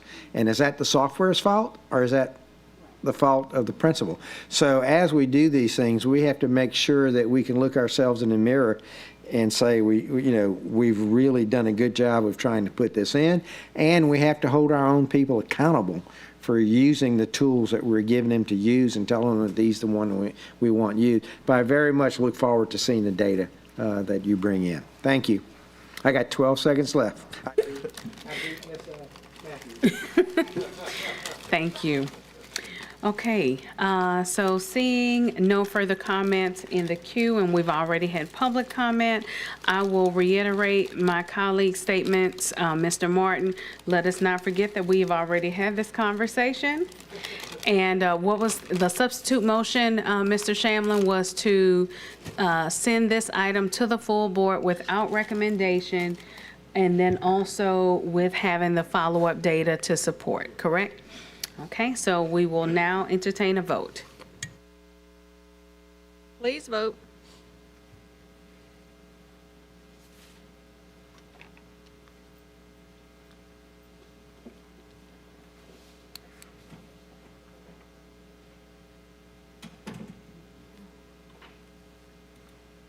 The motion carries. Thank you. As we proceed forward, I know that we have just about an hour left together, and we still have quite a few items to go. I believe everyone other than Mr. Ballou, I've given several more minutes than what we were supposed to be taking. So you all, I'm going to have to hold down the fort, and we need to get as far as we possibly can. So again, 1 minute for public comment, 2 minutes for board comment. So we now return to item 8, professional services contract, Amplify. Consideration of a request for the approval of a professional services contract between the East Baton Rouge Parish School Board and Amplify in the amount of $22,200 to support the implementation of Dibbles assessments and related services for 2023-2024 strategic alignment, academic achievement, funding source, general fund. Is there a motion? Okay, it has been moved by Mr. Lanus and seconded by Mr. Russ. We will now entertain board comments. Okay, Mr. Lanus. I was just going to say, I think for the sake of discussion, I would like to ask that somebody offer a substitute motion in the same sense the way that Coach did, so that we bring these items to the regular board meeting. You can. I'll make this. Okay, so that's a friendly substitute. Okay. All right. Okay, well, with that in mind, thank you so much. Let us continue. Any other board comments? Okay, Mr. Martin. I'm sorry, I'm not sure I understand what we're being asked at this point. Are we deferring this, making a motion to refer this without recommendation? And is that to save us time and discussion tonight so we have it next week, or because we think that for this contract, which is for $22,000, that we need a full presentation on it? Both. Okay. I will defer to the wishes of our president on that. Thank you. Thank you. Okay, seeing no further board comment, we will now have comments from the public. Ms. Matthews, and then Dr. Finney.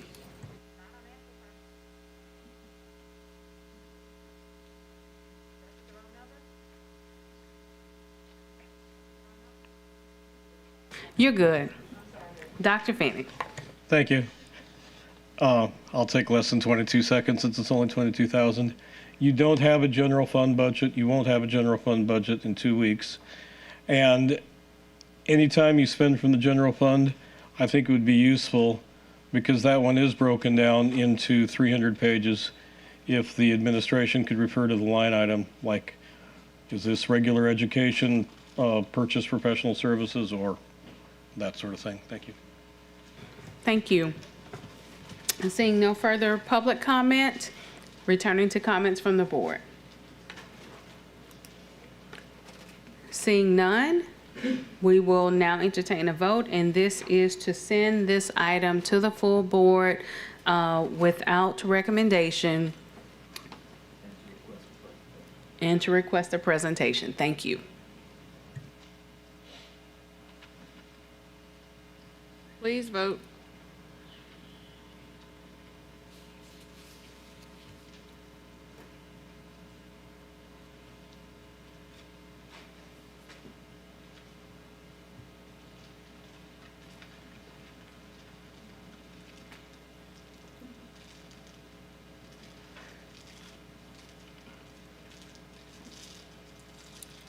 The motion carries.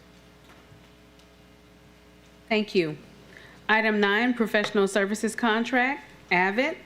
Consideration of a request for the approval of a professional services contract between the East Baton Rouge Parish School Board and AVID Center in the amount of $76,591 to provide individual graduation planning support and professional learning opportunities, strategic alignment, student achievement, and employee development, funding source redesign. Is there a motion?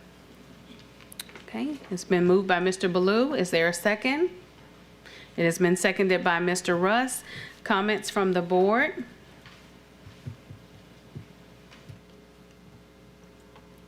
Mr. Gode. Yes, I just want to backtrack for a second. What is the funding source on this? This is coming out of the ESSER money? Okay. The redesign grant. Yeah, and okay, so I'm good with that. I just want to ask, though, because we're getting a lot of items that we're passing on to the regular board meeting and asking for presentations. I just want to ask the staff and the superintendent to make sure all of those presentations are in the backup documents prior to the meeting. And I encourage all the board members to read those presentations first, because if we try to sit and go through all these presentations, we will never get finished with the meeting. So the presentations we can't have people coming up and reading slides. We need people coming up and talking about it, but we all have to be briefed very well on what comes up on that. But since this is coming out of ESSER 2, and we do have the money because the grant has already been given to us, so I'm very good with this one. Thank you. Thank you. I've entered the queue as well. Mr. Shamlin, maybe you can assist with this. I agree with Mr. Gode in the fact that the presentations, we need to make sure that we have done our homework, fellow board members. But then also, can we set a time specification for those presentations or a summation on the night of the board meeting? That's at the leisure of the chair, which would be Mr. President Landis. So yes, we could talk about that at a time. Okay, thank you.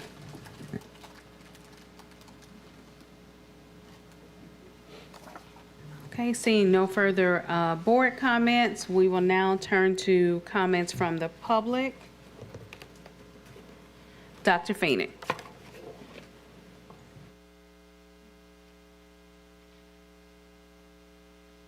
Just to be clear, this one is currently proposed to go to the consent agenda, correct?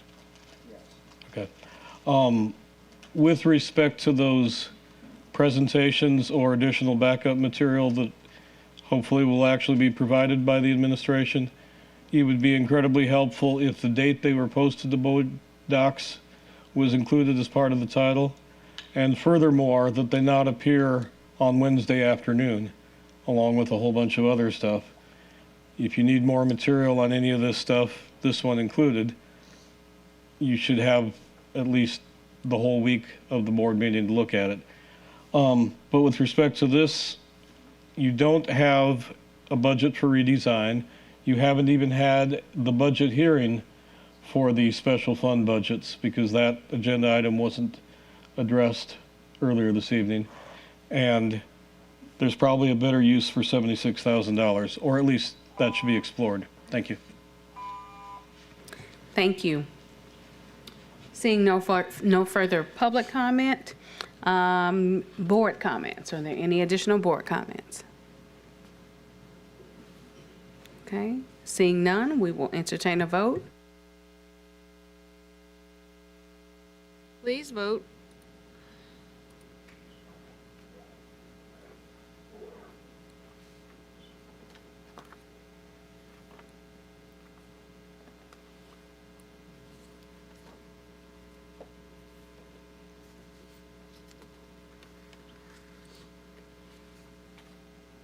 The motion carries.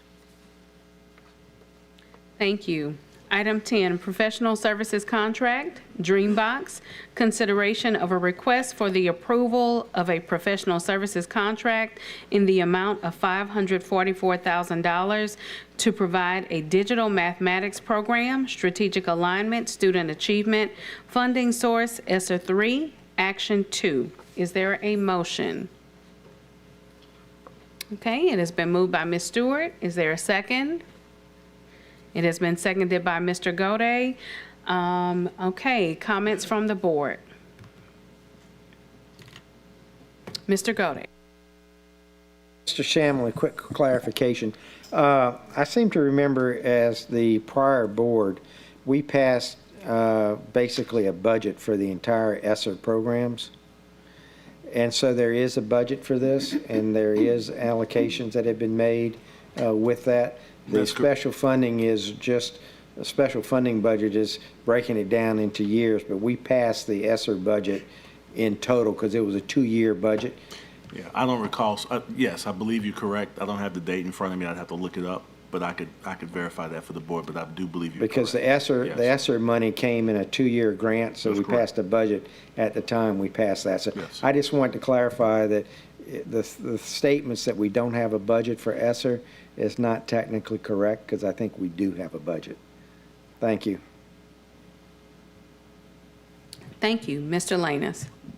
No, I was just going to say, well, thank you, Madam Vice President. I was going to say that that's spot on, Board Member Gode, which is why I didn't want to touch on that one. I just the ones that had the general fund attached to it. But that's a good point. Thank you. Seeing no further comments from the board, we will now turn to comments from the public. Ms. Matthews and Dr. Fanning. They hate Dreambox even more, so here we go.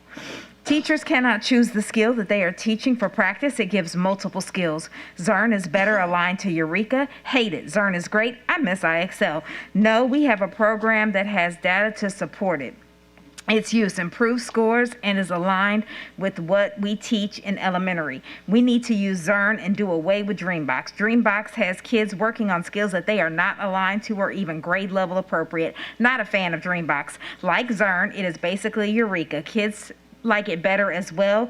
We have used MobiMax and Success Maker. I feel like both work better. Zern offers tutorial and breakdown problems they get wrong. Dreambox doesn't just teach drills, but Dreambox doesn't teach just drills, but isn't aligned. All students don't get the same skills, so teacher can't even teach it prior. I like Dreambox, my kids like it, but I like Zern better.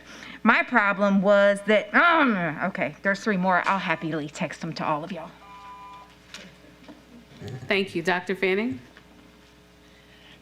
You do have a program budget for ESSER. You do not have a fiscal year budget, and my understanding is you were required to have one and to have a budget hearing beforehand.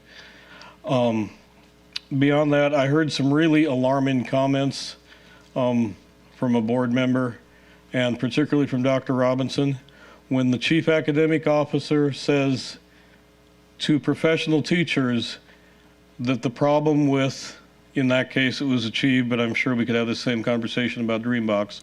The problem with this software is with you, the teachers, not doing it right. If I were a teacher in this system, I would be incredibly insulted by the assertion that if I don't like the software, I should go to detention because I obviously need more professional development. I hope that's not the message he meant to send, but it was the message I heard. And one more anecdote. A kid in the last week of school had to miss an interesting lab exercise to do Dreambox busy work.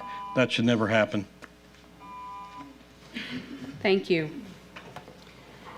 Seeing no further comments from the public, we will now return to comments from the board. Mr. Martin. Thank you, Vice President Powell. I don't have any problem with putting this on the consent agenda because we can always take it off of that in 2 weeks. But I am interested because this raises very similar issues to the Achieve 3000 discussion that we had earlier. I would like to have similar information provided to us in advance of the next meeting with all those same questions, addressing all those same questions that we had about Achieve 3000, how it's selected, how the pricing works, how we measure their performance, whether this is meeting our needs or not, how we gather feedback from the teachers as to what's working or not working for them. So again, I don't need to take our time at the board meeting to have that discussion. If we can have that information, a few days ahead of time so we and the public can review it, then we can make decisions then.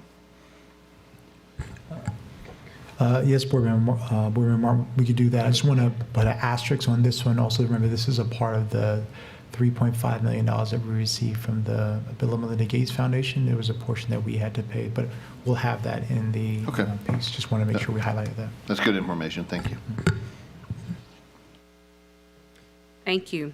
Seeing no further comments from the board, we will now entertain a vote.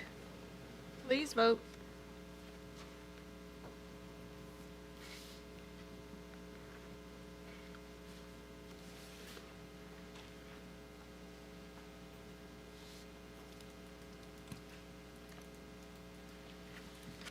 The motion carries. Thank you. Item 11, Professional Services Contract, National Institute for Excellence in Teaching, NIET.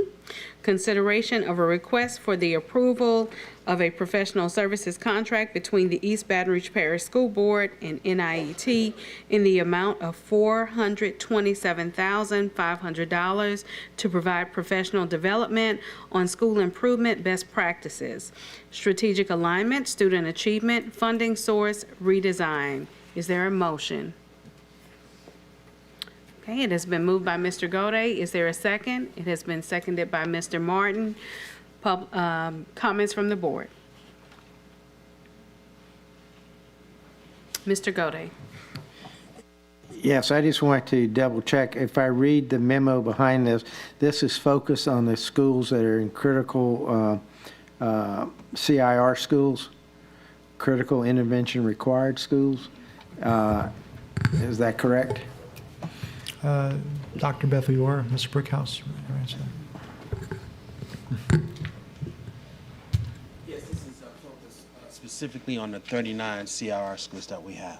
So these are focused on the lower, not the lower performing. Schools in We said school we did improvement. schools in need of improvement, and this is coming from the redesign fund. Is that the ESSER, or which fund is this coming from? Sir, it's not ESSER. We have a special grant from LDOE, and it's called Redesign. It's Okay. $1.1 million, and it's for schools that are in comprehensive support. So this is a grant from the state Yes, sir. specifically for schools, School improvement. for school improvement. Okay, thank you. So it has no impact on the general fund whatsoever. No, sir. Thank you very much. And board member, just so you're aware, NIET was also chosen by the state to work with our schools. Yes. So They are that's, approved vendor. we didn't really For have the a. state. Okay, tthank you very much. Thank you. I have entered the queue as well. I just simply wanted to share that, just as Dr. Narcisse has mentioned, this is not only a state-approved program, but one that they often recommend for the sake of being able to provide intensive support for teachers and providing an assessment rubric and a tool to prepare teachers for the evaluation process. Can I add just one thing to that, Sure. Vice President Powell? And it's working well. We get feedback from them all the time, even though the state chose it, but the implementation is going well in supporting the schools across the systems. Thank you. Seeing no further comments from the board, we will now move to comments from the public. Dr. Finney. Whether the redesign grant is for the $1.1 million that Dr. Bethley just stated, or the $2,896 as stated in the summary of the special fund budgets. You don't have a budget, and yet you're proposing to approve a contract for $427,000 of that $1 or $2 million. You already sent forward a contract for $76,000. It's usually a good idea to have a budget before you spend all the money. Thank you. Thank you. Seeing no further comment from the public, we will now return to comments from the board.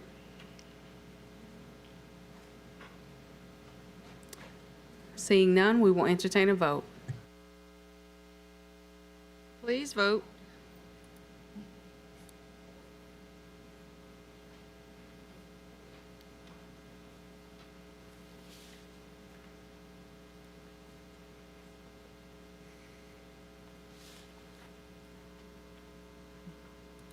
The motion carries. Thank you. Item 12, professional services contracts, workforce development. Consideration of a request for the approval of a professional services contract between the East Baton Rouge Parish School Board and the following. A, define careers in the amount of $250,650 to provide a digital work-based learning platform that supports student career exploration lessons, activities, and experience reflections in grades 4 through 12. Strategic alignment, student achievement, funding source, career development funds, CDF. B, U-Science Seamless WBL in the amount of $24,734.20 to provide a digital work-based experience platform to document student work-based experience and coordinate business partnerships. Strategic alignment, student achievement, funding source, career development funds, CDF. Is there a motion? It has been moved by Mr. Gode. Is there a second?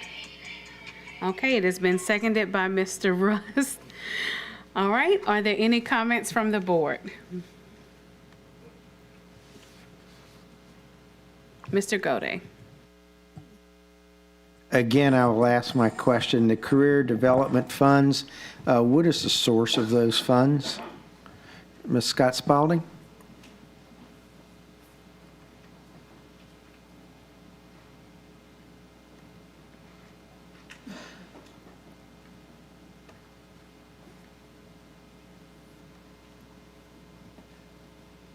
Oh, Ms. Lopez. CDF is a part of MFP, so it's through the general fund.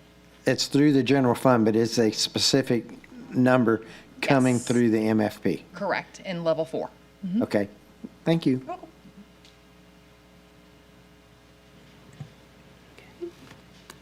Are there any other board comments at this time? All right, seeing none, we will now entertain comments from the public. Dr. Finney. Thank you, Mr. Gode, for that question, and Ms. Lopez for the answer, because there's nothing in this budget item that suggests it's coming from the general fund. I was looking for a special fund and not able to find it. Please, in the next 2 weeks, look at the backup. The little bit I read about this looked incredibly disturbing, that you would take elementary kids and try to pigeonhole them into a career. The chemical engineer that grew up in my household wanted to be a veterinarian until, I don't know, middle school or high school. And I'm sure he would have done all right but I'm glad that he didn't narrow his focus too early. So I think no matter where this money is coming from, this would be a poor use of it. And even if we're a great program, only spending it at 4 schools, I think is a problem. Thank you. Thank you. Seeing no further public comment, we will now return to comments from the board. Mr. Lane. Yes, thank you, Madam Vice President. Understanding, again, and it's not my intention, but for the sake of transparency, I would say I'd like to offer up rather a friendly amendment that we move this to the regular board meeting for further discussion. I'm sorry. Yes, without recommendation, I'm sorry. It's late. All right, so that would be Board Member Godin and Board Member Martin. Would you accept? I'm sorry, was it Russ that made this? I thought it was Martin. Let's go to and Russ. Oh, I'm sorry. Yeah, I guess. Okay. You always have the option to vote. All right, that's true. Yeah, I'll take it. Okay. Right. Thank you. All right. Seeing that there are no further comments, from the board, we will now entertain a vote to send this item to the full board without recommendation, giving additional time for presentation. Okay.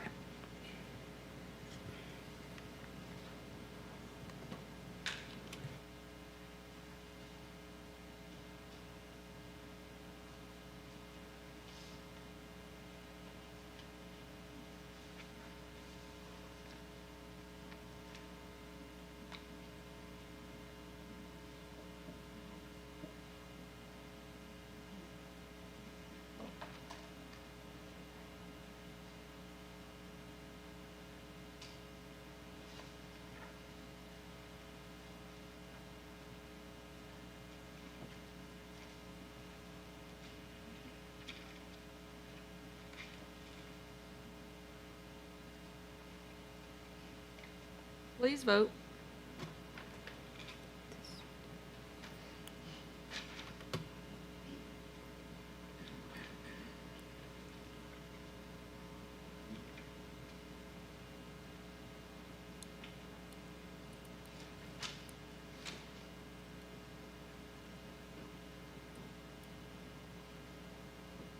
Motion carries.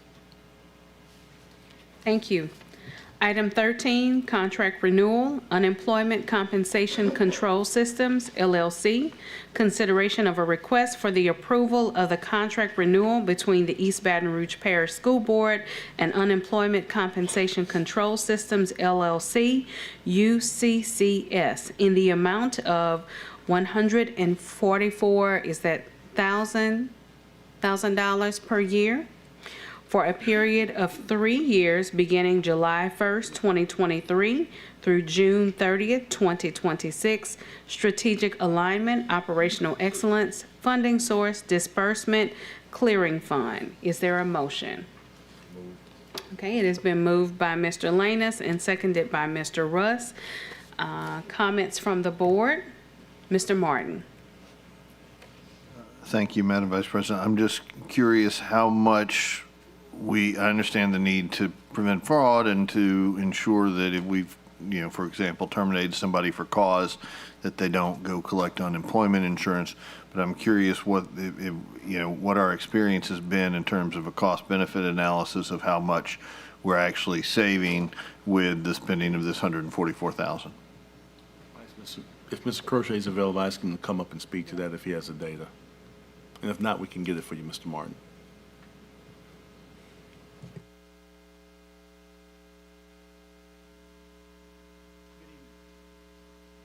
I don't have those specific figures with me, but I think we do have people here from the company that may be able to answer it right now. I'm not sure, but.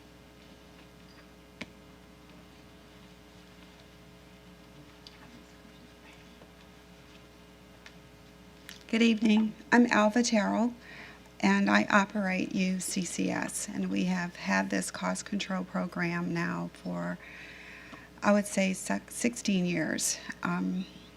I believe Mr. Gaucher know of us anyway, since he's the only sitting member that I really am familiar with. When we first started out this, we were going through Hurricane Katrina, and the cost of the program was over $430,000. That's what the contract was. In that was the fees, the administrative fees for that, and the cost of the unemployment claims. I developed a relationship with HR. I went through Ms. Donaldson during the pandemic, and it was very difficult because HR had to really mitigate through me the claims, and we had problems with the mail, et cetera, et cetera. So we came back when we were having budgetary issues, EBR, as we're having right now, and we cut our contract costs from $430,000 to $144,000. And according to my records, in the contract year of 2021-2022, we had 0 benefit charges in the third quarter, and that was right in the heap of the pandemic where we had so many fraudulent cases, lots of them coming right from transportation and food services, a lot of teachers also. They did not understand that they were still getting paid, but they were listening to all of the federal monies that were given out during the pandemic, and so they jumped on it. Well, it is our job to be sure that we're on it 24/7 when these claims come through. And I don't mean 8-hour job from 9 to 5, 24/7. We have a software that was designed for our company called ImpuComp that we use that's connected directly to Louisiana Workforce.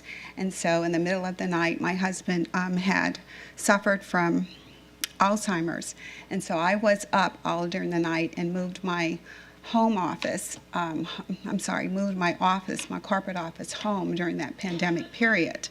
And we saw 0%, which is very, very unusual to not have any cost at all through a quarter. So through that year, we had a savings of $192,000 compared to what we were spending before. The contract year for 2021, we had a $232,000 savings. Right now, if this contract is not approved, I just picked up, I don't have it with me, from out of the mail. We had an issue with the mail system here where Louisiana Workforce claims were sitting and floating on other departments in HR. They were just everywhere. And so then there's a timeline period that we have to go with. And with the timeline, once you pass 10 to 14 days, the claim is automatically approved. So it's very diligent that we work together to make the cost efficient, I should say. And so we have a mailbox here, so we don't have that problem. It's totally on our benefit that we come and we get the mail every day. I walk these halls every single day to get mail. If I'm not, I have one of my staff members. He's not. He's the attorney for our company. And on top of that, we have a $100,000 cash bond that we have in deposit. That's the company's money, because we're going to assure that if we sleep any claims that are our fault from not answering, not winning hearings, keeping Mr. Shamlin from going to countless hearings, we do all of that. And we have $100,000 on deposit of our money to assure that if we mess up in any given quarter, we write the check. So you have any other questions? No, ma'am. Thank you very much. Thank you. Hi. Hello, everyone. My name is Phil Smith, and just wanted to speak to, I think, the question I heard with UCCS. And so each claim that comes across is valued at about $7,150 per claim, whether that claim is valid or not. And so oftentimes during summer months and other periods, some employees and some part-time employees and some substitute employees automatically file for claims each year. And if we do not contest those claims are paid by the Louisiana Workforce Commission. So each claim at $7,150 is a maximum benefit. If you have 50 claims, you're talking $375,000 that could be exposed at that point. And that number goes up just based upon the number of claims that you have. And so we track those claims, like Ms. Terrell said, on a consistent basis to make sure that those claims are not paid if they should not be paid.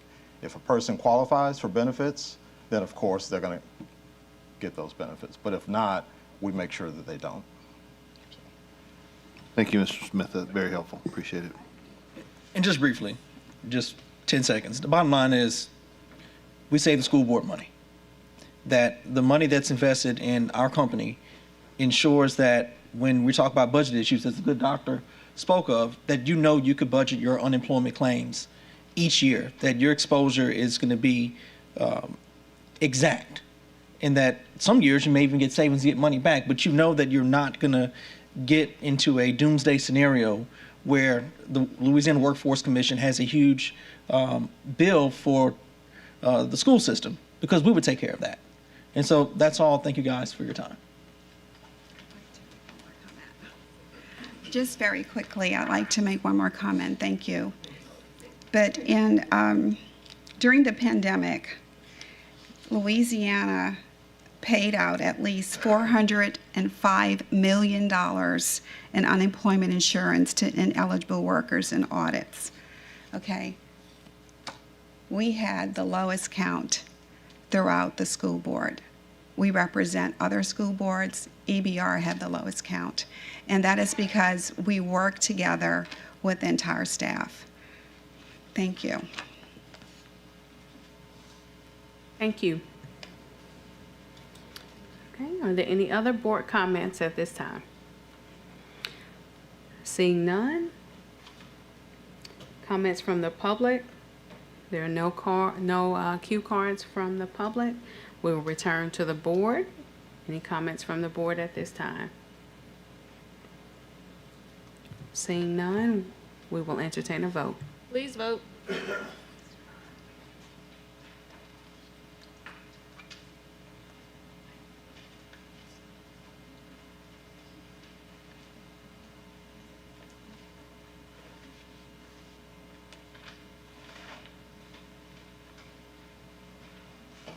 The motion carries.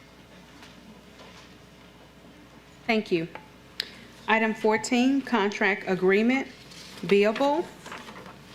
Consideration of a request for the approval of a 2-year contract renewal between the East Baton Rouge Parish School Board and Beable Education Incorporated in the amount of $121,652 for a career-based literacy program for the following MSAP schools: Villa Del Rey Elementary, Park Forest Elementary, Park Forest Middle, and Bel Air High Schools.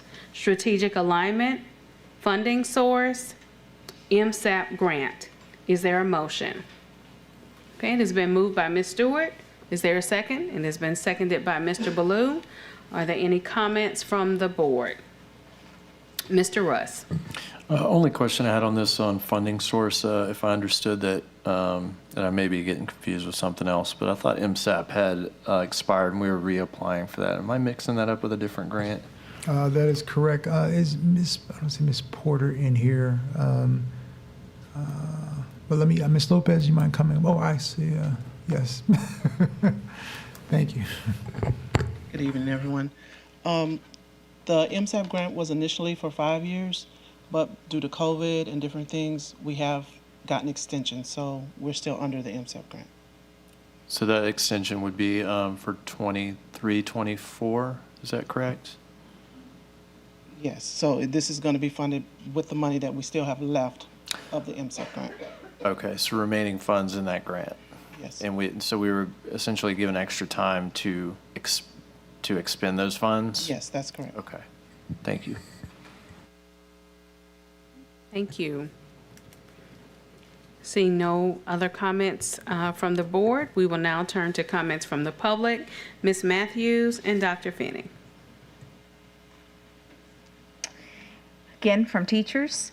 Be able, no to achieve 3,000. Be able is so much better. I never have to fuss at the kids to do it. I don't know, that must be a teacher's dream. It's way more engaging for students, hands down. They enjoyed it, and they made it, which made it more effective because they actually wanted to use it. Thank you. Dr. Finn. 34 seconds, 35 seconds. I now beat Go Day. Okay. Thank you. Some of my critical comments earlier were intended for this particular program, not the other workforce encouragement program, but I'll defer to what Ms. Matthews said and talk about something else. The special revenue fund book mentions a $3.5 million balance for this grant, but no revenue and no expenditures. So if the intent is to spend any of that $3.5 million this year, that should be reflected in the budget document before you approve it. Thank you. Thank you. All right, seeing no further public comment, comments from the board. Okay, seeing none, I will just simply ask as well. We did hear Dr. Finney's comment about this not being reflected in the proposed budget. I feel like that might be an easy fix to be able to put these items in the proper place. Okay, still seeing no comments from the board, we will now entertain a vote. Please vote.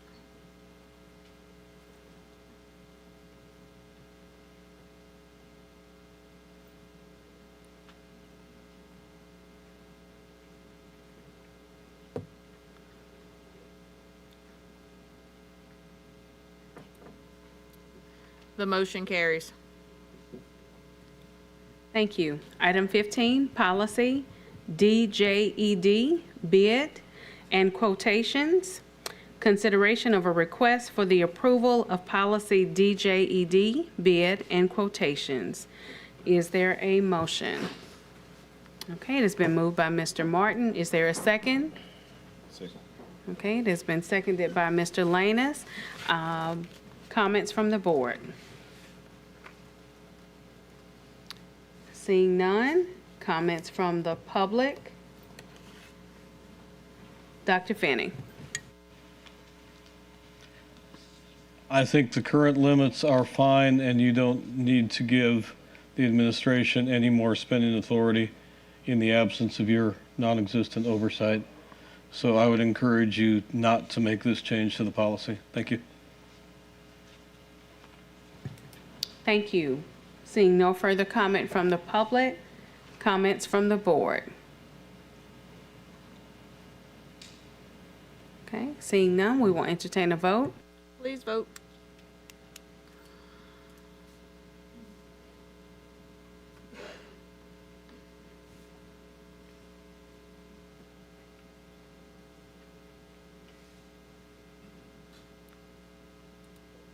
The motion carries. Thank you. Item 16, semi-annual financial tax plan update. Consideration of a request for the approval of the actual December 2022 semi-annual financial tax plan update and the 2022-2023 revised budgets for propositions 1, 2, and 3. Strategic alignment, operational excellence. Is there a motion? Okay, it has been moved by Mr. Russ. Is there a second? Okay, it has been seconded by Ms. Stewart. Comments from the board? Seeing none. Comments from the public? Dr. Fanning. Thank you. I'll be brief. 3 points. The new presentation on the video screen of the results of the votes is awesome, and the IT department should be commended for that. Second, there's a healthy surplus in Proposition 3, and you should not blow it all in 1 year. And third, related to Proposition 3 and raises, I was reminded by somebody who left the meeting early, that the legislature is in session, and to the extent that any of you have time, it might be a good use of your time this week to visit the Capitol and try to get pay raises funded by the state. Thanks for your time. Thank you. Seeing no further comments from the public, comments from the board at this time. Okay, Mr. Lanus. Thank you, Madam Vice President. I second that, Dr. Finney. Thank you. Seeing no further comments from the board at this time, we will now entertain a vote. Please vote.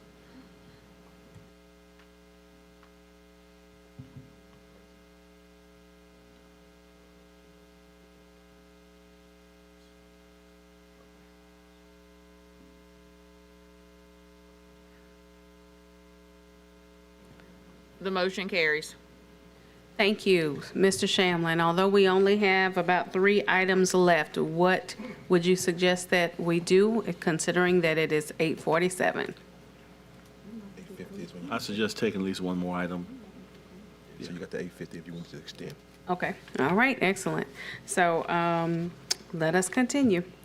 Item 17, bid Woodlawn High Classroom Addition, consideration of a request for the authorization for staff to design, advertise, accept the low bid meeting the contract documents, and to make the award of a contract for construction of the Woodlawn High School Classroom Addition and Renovation Project as specified in the A Plan to improve facilities, technology, discipline, and compensation in the East Baton Rouge Parish School System, the plan, as revised through February 22nd, 2018, or reject any and all bids for just cause in accordance with the Louisiana Public Bid Law, Louisiana Revised Statute Title 38, Chapter 10. Is there a motion? Okay, it has been moved by Mr. Russ. Is there a second? It has been seconded by Mr. Lanus. Comments from the board? Okay. Seeing none, and seeing that there are no cue cards for, no comment cards from the public, we will return to comments from the board. Mr. Russ. Yeah, I'll just put out, since this is a school that is within my district, that Woodlawn desperately needs more classrooms. And since they're coming up in our current tax plan, the administration and the team over there have put together a plan or an idea of how this can be accomplished. And so we'd like to see this move forward at the pleasure of the board. Thanks. Thank you. Seeing no further comments from the board, we will now entertain a vote. Please vote.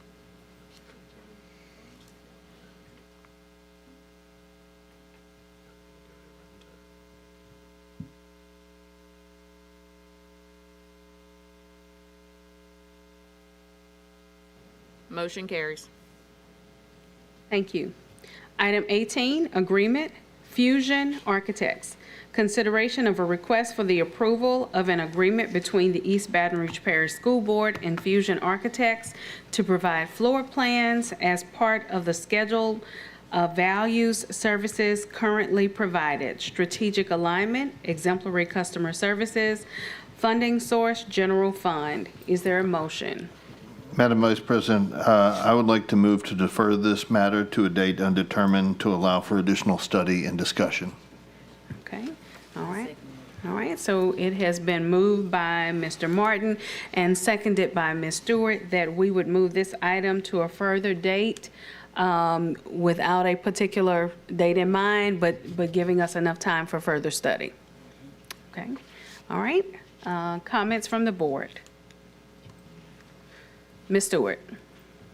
Well, actually, I wanted to kind of say that, but I agree with colleague Martin, so that was pretty much it. Okay. Thank you. Any further comments from the board at this time? Okay. Comments from the public?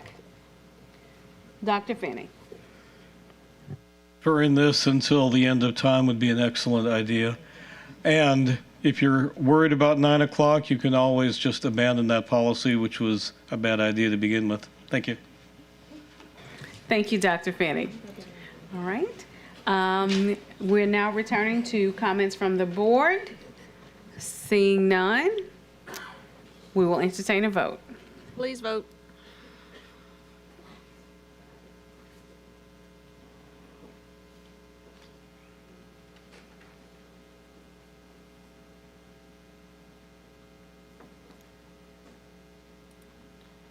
The motion carries. Item 19, litigation. Consideration of a request for the approval of the recommendation from Gwen Shamlin, General Counsel for East Baton Rouge Parish School Board in the matter of Trayan Bowie, individual, and the minor child, name, of course, eradicated due to the fact that it's a minor, versus East Baton Rouge Parish School Board, et al., docket number 665, Section 29, 19th JDC. Mr. Shamlin, any comments before we entertain a motion? No comments. Okay, all right. Is there a motion from the floor? Okay, Mr. Gode, and it has been seconded by Mr. Martin. Comments from the board at this time? All right, seeing none. Comments from the public? There are no comments from the public. Comments from the board? Seeing none, we will entertain a vote. Please vote.